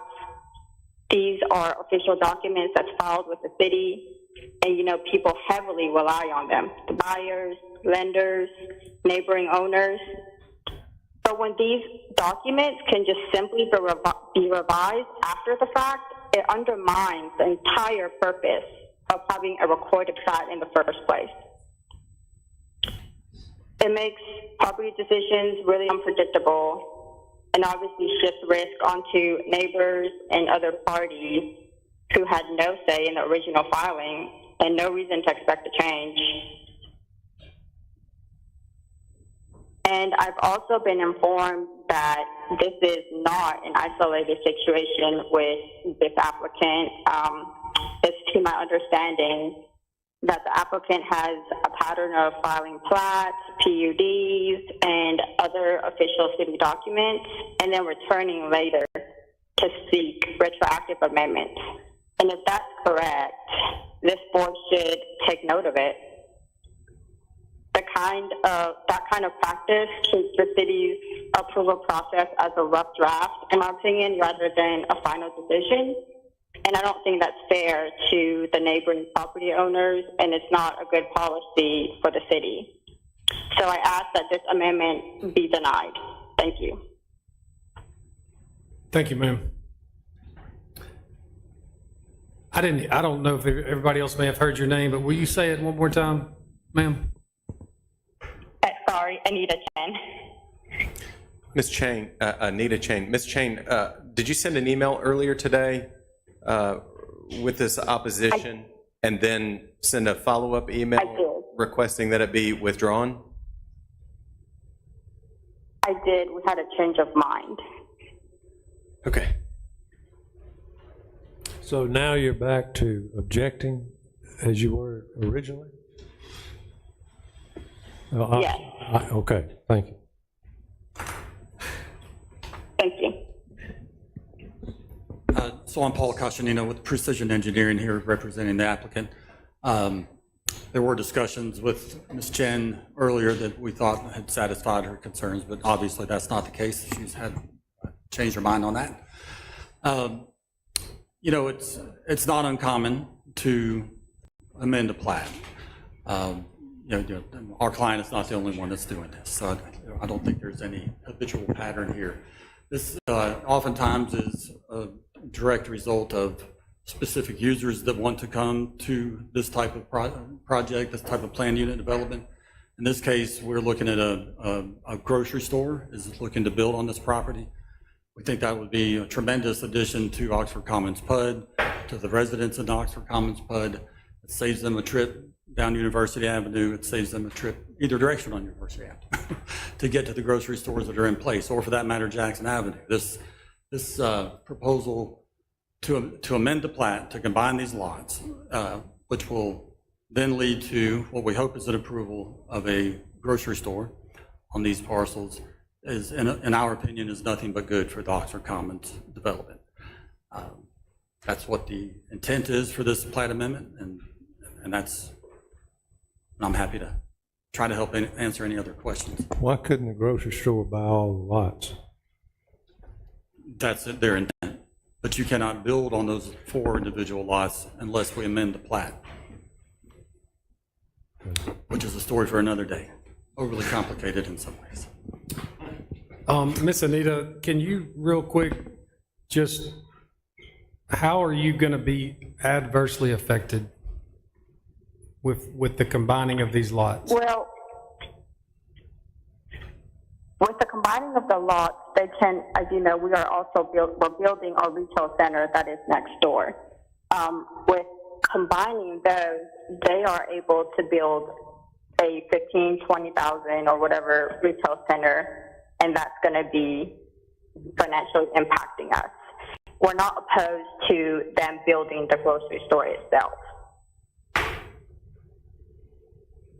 but the building of more retail.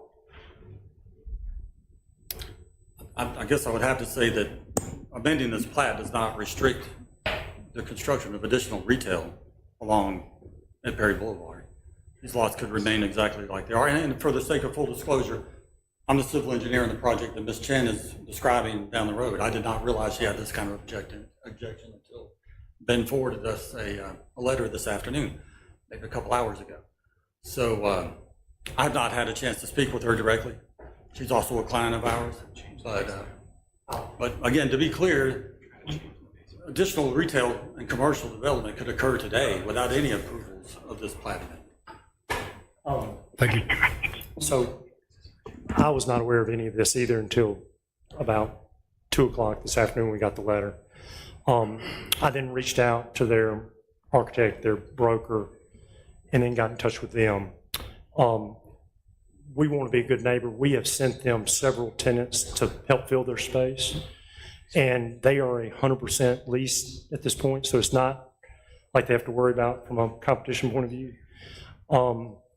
I did not realize this, but they had made an offer on 2 more of my lots, and I'd already agreed to sell that to someone else. They brought that up to me today in the objection, and they told me that, well, if you'll sell me those 2 lots, I'll pull my objection. So obviously, they want to build more here, and it's a blackmail thing of trying to force me to, but I can't, I mean, I've already contracted, and I don't agree with that either, but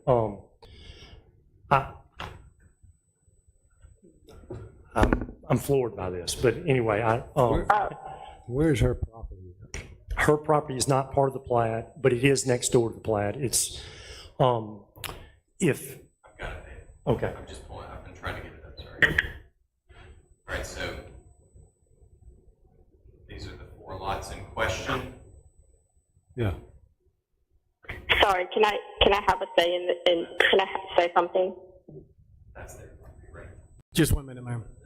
Yes. Yes, the rebel is coming. Yeah.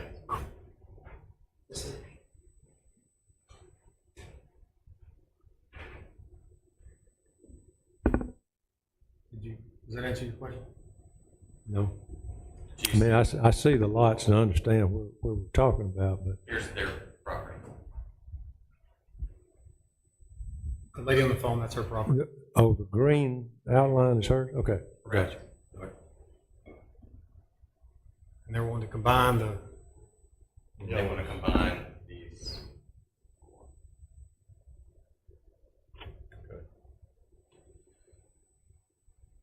Okay, Ms. Anita, go ahead.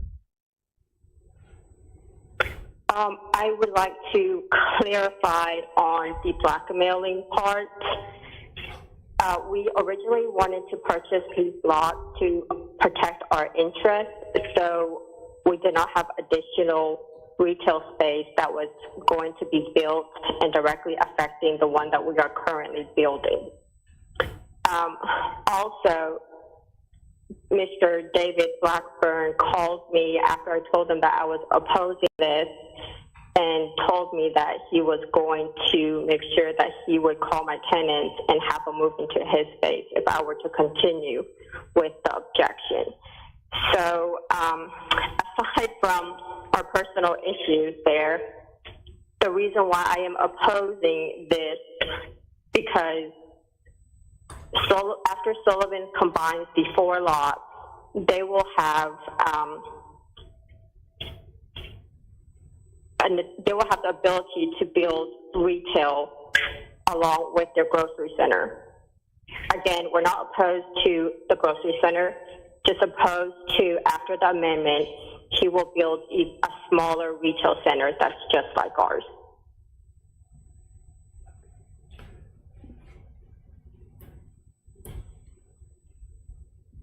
Thank you, ma'am. I believe that answers your. Thank you. The next question I had for you was directly interested, and I believe you just answered that for us. Okay. Other questions or comments from the commission? If I could, the existing zoning on these 4 lots allows retail development. Thank you, sir. Okay, Any other questions or comments from those in attendance here or those online? Hearing none, I have no further questions. I would entertain a motion at this time. So, before you do that, Joseph, and I want to jump in because you don't have this exact situation come up a lot. Okay, we amend plats, and that's what we were talking about a little while ago. But so what we've got is a proposed plat amendment, and then there's a person saying that they are directly interested or adversely affected on an adjacent, is it an adjacent? It's not adjacent. On a nearby. And it's not within. It's not in the phase, it's not in their plat, but it is nearby, okay? So, the staff report lays this out, but the statutory language says that if you offer a plat, you have to name people to be adversely affected thereby by the plat amendment or directly interested in the plat. Before taking such action, the party's name should be made aware of the action. This party has been made aware and must agree in writing to vacation or alteration. So this objector has been made aware and has not now agreed in writing or has agreed in writing. So the city, ultimately the board, will be asked to amend the plat, will have to make the decision, is this a person directly interested or adversely affected by the subdivision plat? If they are, the city cannot change subdivision plat amendment. Okay, if they are directly interested or adversely affected, it doesn't matter if it's a good change or a bad change. The law says that you can't do this. Does that make sense? So the question for y'all to consider is, after having heard from the objector, is she a person who is directly interested and adversely affected? If so, you cannot recommend approval. If she's not, then you can make whatever decision you normally make with the plat, where you can make whatever recommendation. Got a, My take on it again is, as Paul said, this is zoned commercial retail land. This does not affect, by doing this plat, she's saying she's adversely affected by the 14,000 square feet of retail space that will be built there. The current 4 lots can have that built on it without the plat. This change is not changing that fact. There's no adverse change there. Understood. Quick question. Do we know, you know what I'm about to ask? Do we have a definition for what directly affected is under the law? No. Wouldn't that be convenient? So I will tell you, I'll just give you quickly the benefit of what we have seen in the past, okay? One time we had a situation come up where an established residential neighborhood subdivision plat wanted to come in and make a change to the plat that would have swapped out a piece of common area green space for a residential lot on the other side of the subdivision. And the decision in that case was fairly straightforward, because if anybody who lived in the subdivision was necessarily affected because they had an ownership interest in the common space, right? And so they pretty clearly had a direct ownership interest. We have had situations come up before where, take the plan amendment we had a few minutes ago. If somebody on either side of a residential lot comes in and objects and says, I don't want there to be the possibility that there's a road instead of a residential lot, I would say that's probably a pretty clear-cut interest of somebody who has a direct interest because they bought a lot not thinking that there was going to be a road next to them.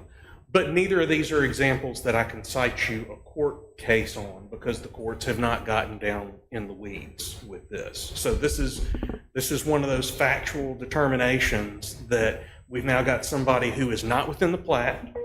They don't have an ownership interest in the property that's being, the plat that's being amended. They're just claiming that there is an interest with respect to the potential future use of the property, as I understand it. And I don't have an ironclad answer that legally you must say that's a direct interest, or legally you cannot. She's separated by one lot, is that right? Yes. A city street and one lot. Yeah. Right here. These are the four. And is not a part of the PUD, correct? Not a part of the subdivision. Not a part of the subdivision that we're amending. Part of the PUD. But it is part of the PUD, yes. Part of the PUD, okay. The PUD that allows retail to be developed on these 4 lots. It is part of it. Obviously, we'll defer to the law, but what we know about it, what's been stated, my understanding. If it makes you feel any better, I feel like I could defend it either way. Excellent. Yeah.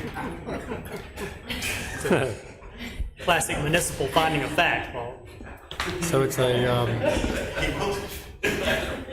we have a true toss-up. Okay, so we have the two-part test, adversely affected and directly interested. If any of the other committee members want to weigh in on their own view or analysis of this, please do so. I will do mine. Adversely affected, to me, it seems like the examples contemplate this, and what my understanding of the law is, you would have to look at what the person looked at when they entered into the agreement. And at the time they entered into the agreement, they knew they were buying a commercial space in a commercial area. There's going to be competition that's inherent when you move into a parcel like that they moved into. It wasn't like it caught them by surprise. Seems to me that Ms. Anita's primary concern is competition. That's not what I see in the statute here. The other thing is directly interested. Struggle with this one because, well, I don't see how it's not a direct interest. I think there's some case law would have to be done to dive further into that. But they are going to be, I think, directly interested, but they'll be directly interested anyway, regardless of what we're doing today. So back to the original point, did the person enter into the agreement with understanding of what they were doing and the known factors? They did. You could build 4 different commercial buildings the way it is now, and those would be competitors. That's my perspective. And so I don't see the harm. I don't see the adverse effect. I don't see anything new. I see no problem with this from my understanding of the law. Anybody else have an opinion on it? Please share on the commission. I just couldn't hear enough of what she said to make a good decision.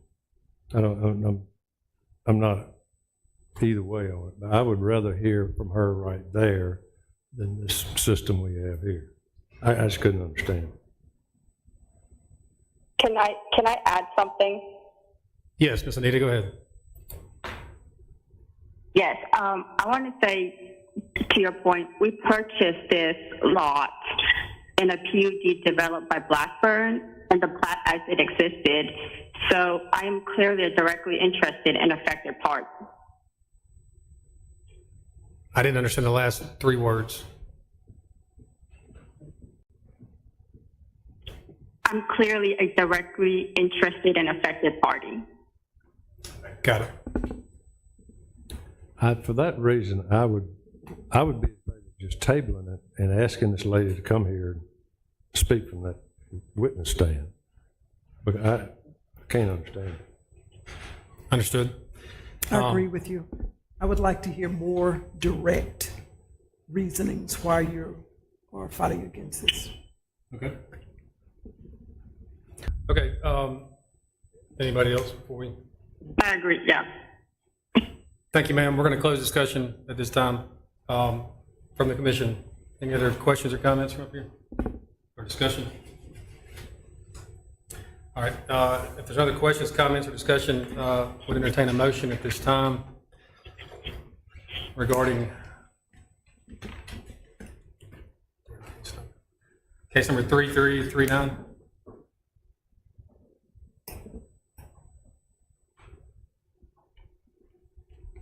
Hearing what I thought was a consensus from the commission, I'll bring a motion to table.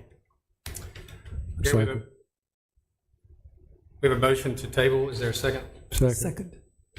There is a second. Before we call for a vote, Yes. Chris, maybe this is a question for you, since this is a a recommending body to the board on the question of the plat amendment. I think I heard what the discussion was, that the commission would like to hear in person from the objector. Might I suggest that we table it until the next available meeting and ask that person to be here Sure. at that time, so that Yeah. it doesn't hold it up beyond that progressing. Absolutely. That would be the May 11th. Okay. All right, so we have a motion and a second to table until the May 11th. Is that what you said? May 11th? Planning Commission? Okay. We have a motion and a second to table the case until the May 11th meeting.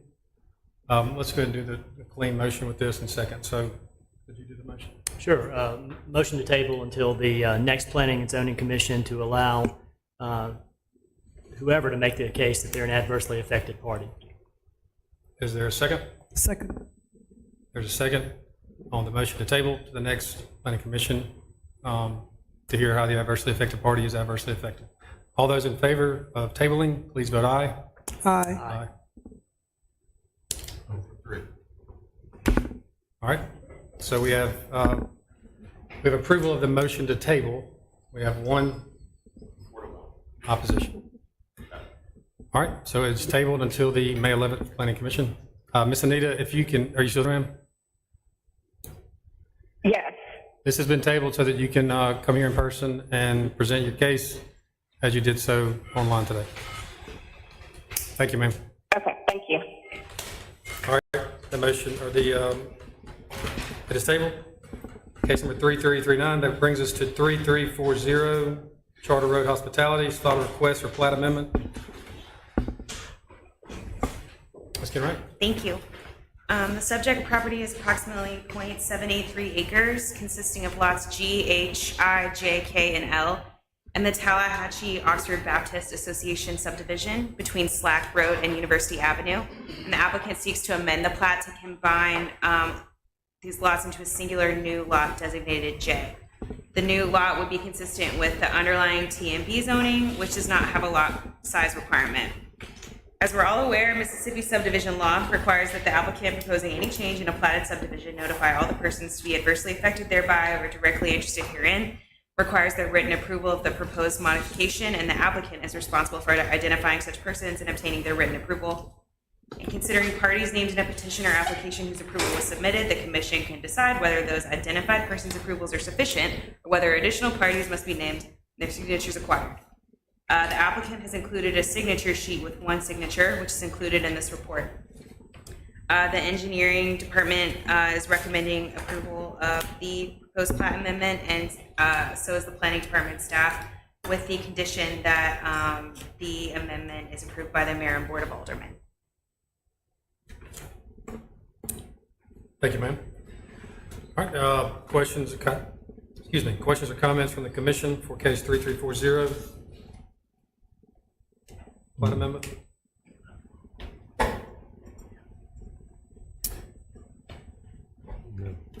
If there's no questions from the commission, any questions from those joining us online or discussion?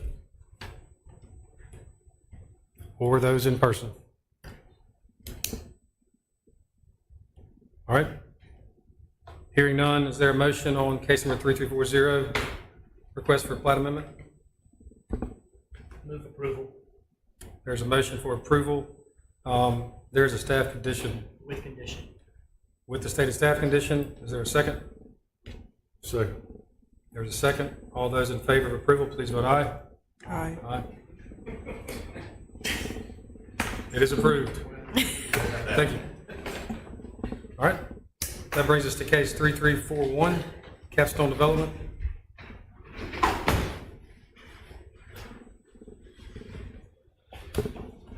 All righty, so this is, subject property is the Lamar T&D. It is about 48 acres. The applicant is requesting to amend the regulating plan to reflect some changes resulting from the construction of Molly Bar Chickasaw Roundabout.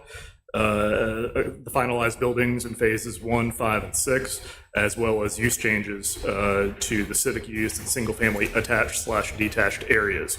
No changes are proposed to the southern portion of the T&D that includes phases 2 and 4, which are the residential areas.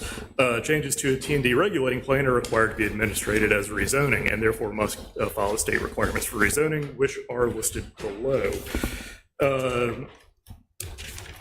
Merits of the applicant's request for rezoning based on the criteria established in the cases is as follows. For change and need, the applicant has provided the following justifications for the change in character of the neighborhood and the public need of the recent completion of the roundabout intersection at Chickasaw and Mollybar has changed the entry geometry from what was originally planned for the T&D.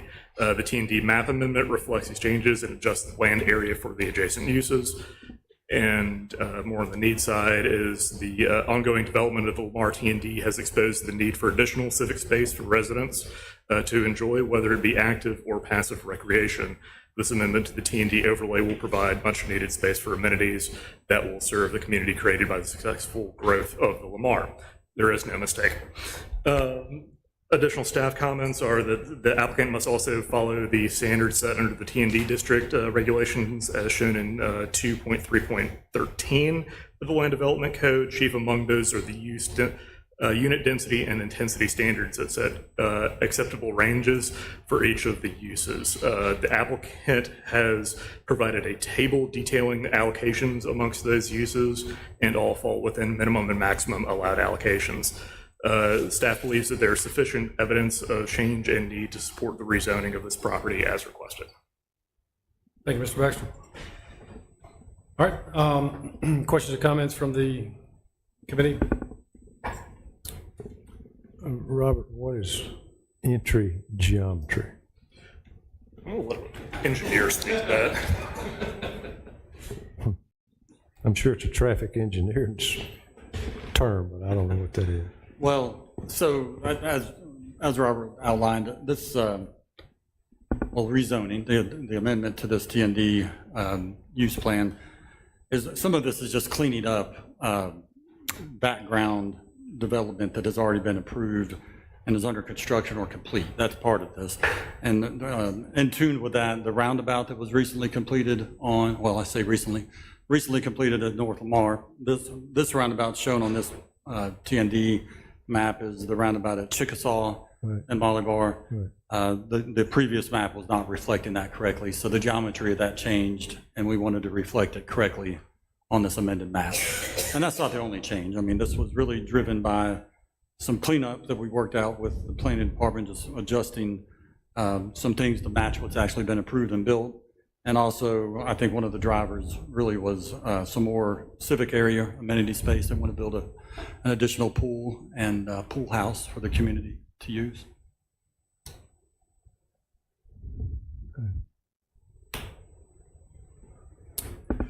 Any other questions or comments from the committee or those joining us online or in the audience?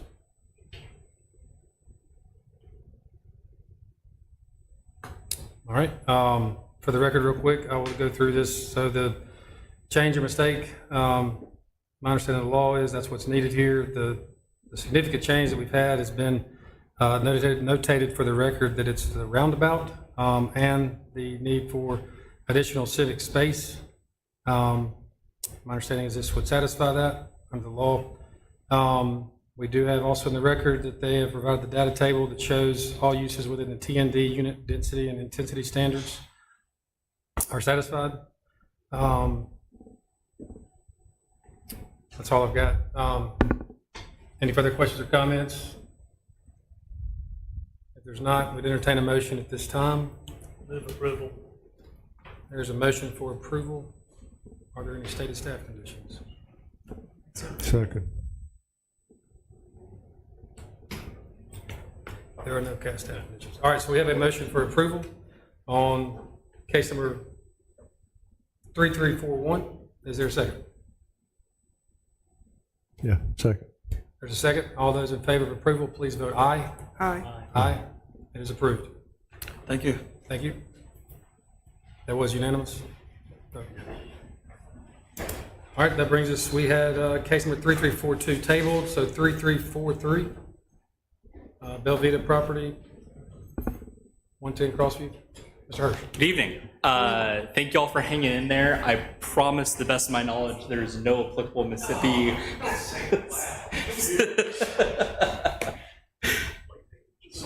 Yeah, fair enough. Okay. So the subject property consists of a little over 12 and a quarter acres. It's located between Harlan Drive and Oxford Way. The applicant was most recently approved for residential development consisting of 93 units, 68 attached and 25 detached. This is the Bella Vita project. Again, it's located between Harlan Drive and Oxford Way. As of the site plan amendment, which was approved in May 2025, 17 of the attached units, which leads to 18% of the overall development, contain 4 bedrooms. Greater than 25% 4-bedroom units in neighborhood residential requires a special exception. The applicant is returning to request 25 additional units, which amounts to 45% of the overall development, to contain 4 bedrooms in order to facilitate an amendment to the site plan, which is under review by staff. The city's land development code lays out the planning commission is empowered to grant special exceptions based on a finding that doing so will not adversely affect the public interest, or to deny such requests when determined not to be in the public interest. The applicant reasons in their application that there is and will be a need for more housing opportunities in Oxford, and to maximize the number of bedrooms will be beneficial to the growth pressures the city is currently facing.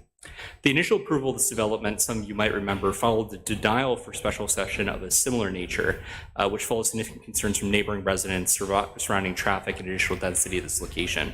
Though staff understands the applicant's desires, in light of these concerns, staff does not support this request. We are recommending denial of the requested special exception, but should the commission make the required finding in order to approve the request, staff requests the following 4 conditions listed in your report. Happy to answer any questions, and I believe that both the applicant and the applicant's engineer are here to answer any as well. Thank you, sir. Are there any questions or comments from the commission? My phone didn't have Crossview Drive. Where is this? It's the internal private street in between, which links the development, which was approved. So it is the internal drive to Bella Vita. Where is that? It's located between Harlan Drive, which is right before the Oxford Way South Lamar intersection, and Oxford Way.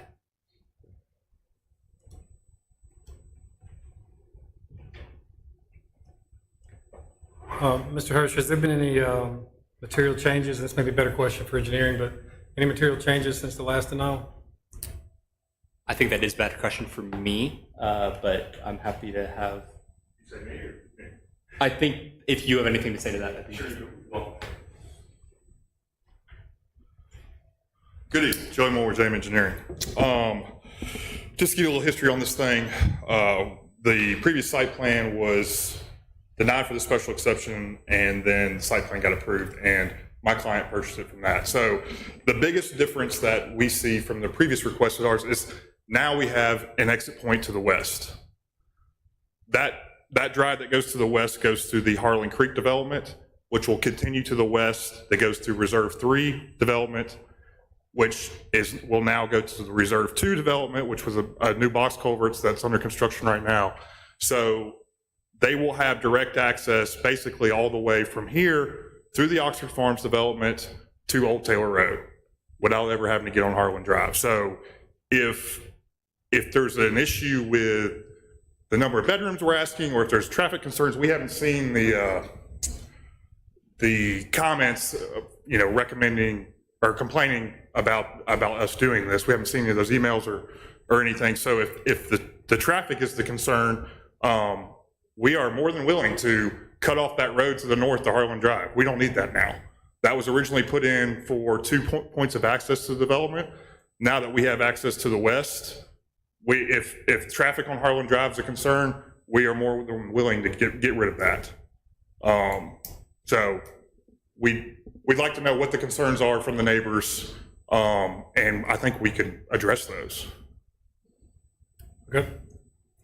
Do we have any emails or letters? I didn't see anything. Do we have any? Mr. Hirsch, was there any comments from the? I am not aware of any emails which have been received. Okay. we were under the impression that there was new complaints, I'm sorry. Yeah, I think what was previously voiced, I mean, I think that was the. Okay. I'll say, I do remember all the Harlan Drive people Sure, talking, sure. so.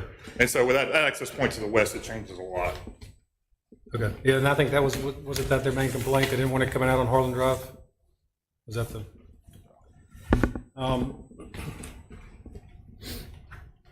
And something else to note a little bit about this request is that this is very similar to what we've been doing in Oxford Farms on the rest of the developments, even though this is just north of there. It's going to connect through the reserve property.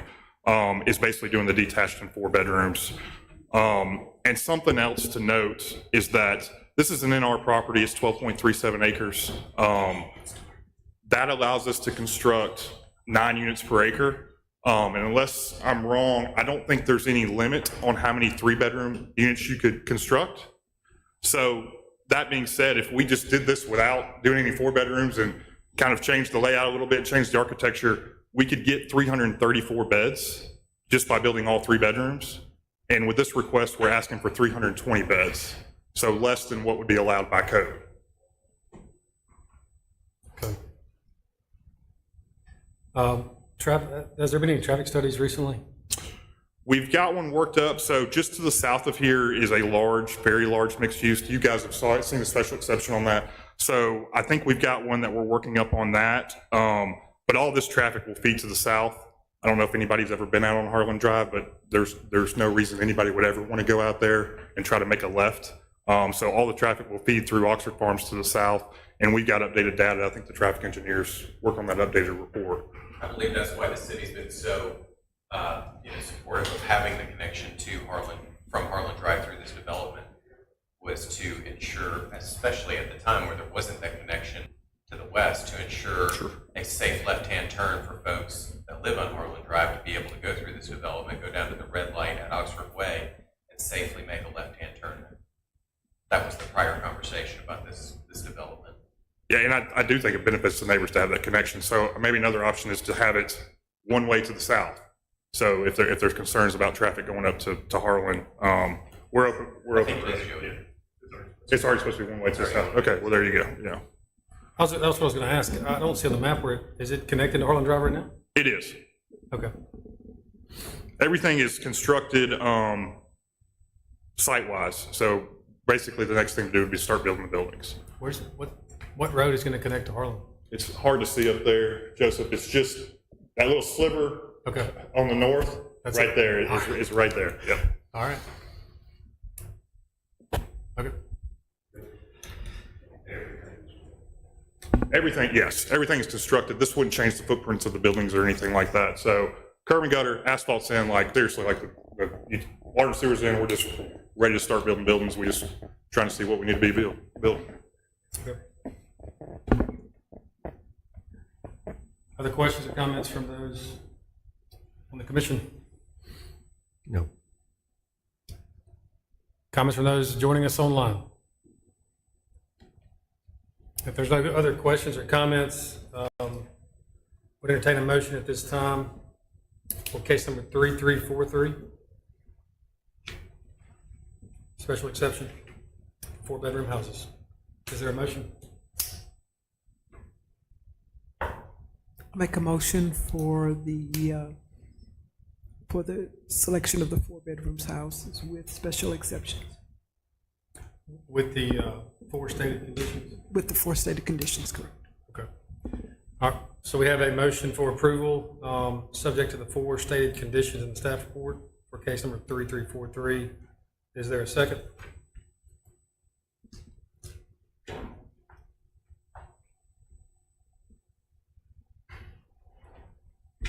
I'll second. There is a second. All those in favor of approval, please vote aye. We have 2 in favor, and then 1, 2, 3. All those opposed, please vote now. Aye. All right, 3 opposed, 2 in favor of. It is denied. Thank you. Yes, sir. All right. Thank you. Unless there are further issues, I would entertain a motion at this time. So moved to adjourn. Motion to adjourn. Second? All those in favor, please vote aye. Aye. Second was Mr. Spraggins. We are adjourned. Thank you.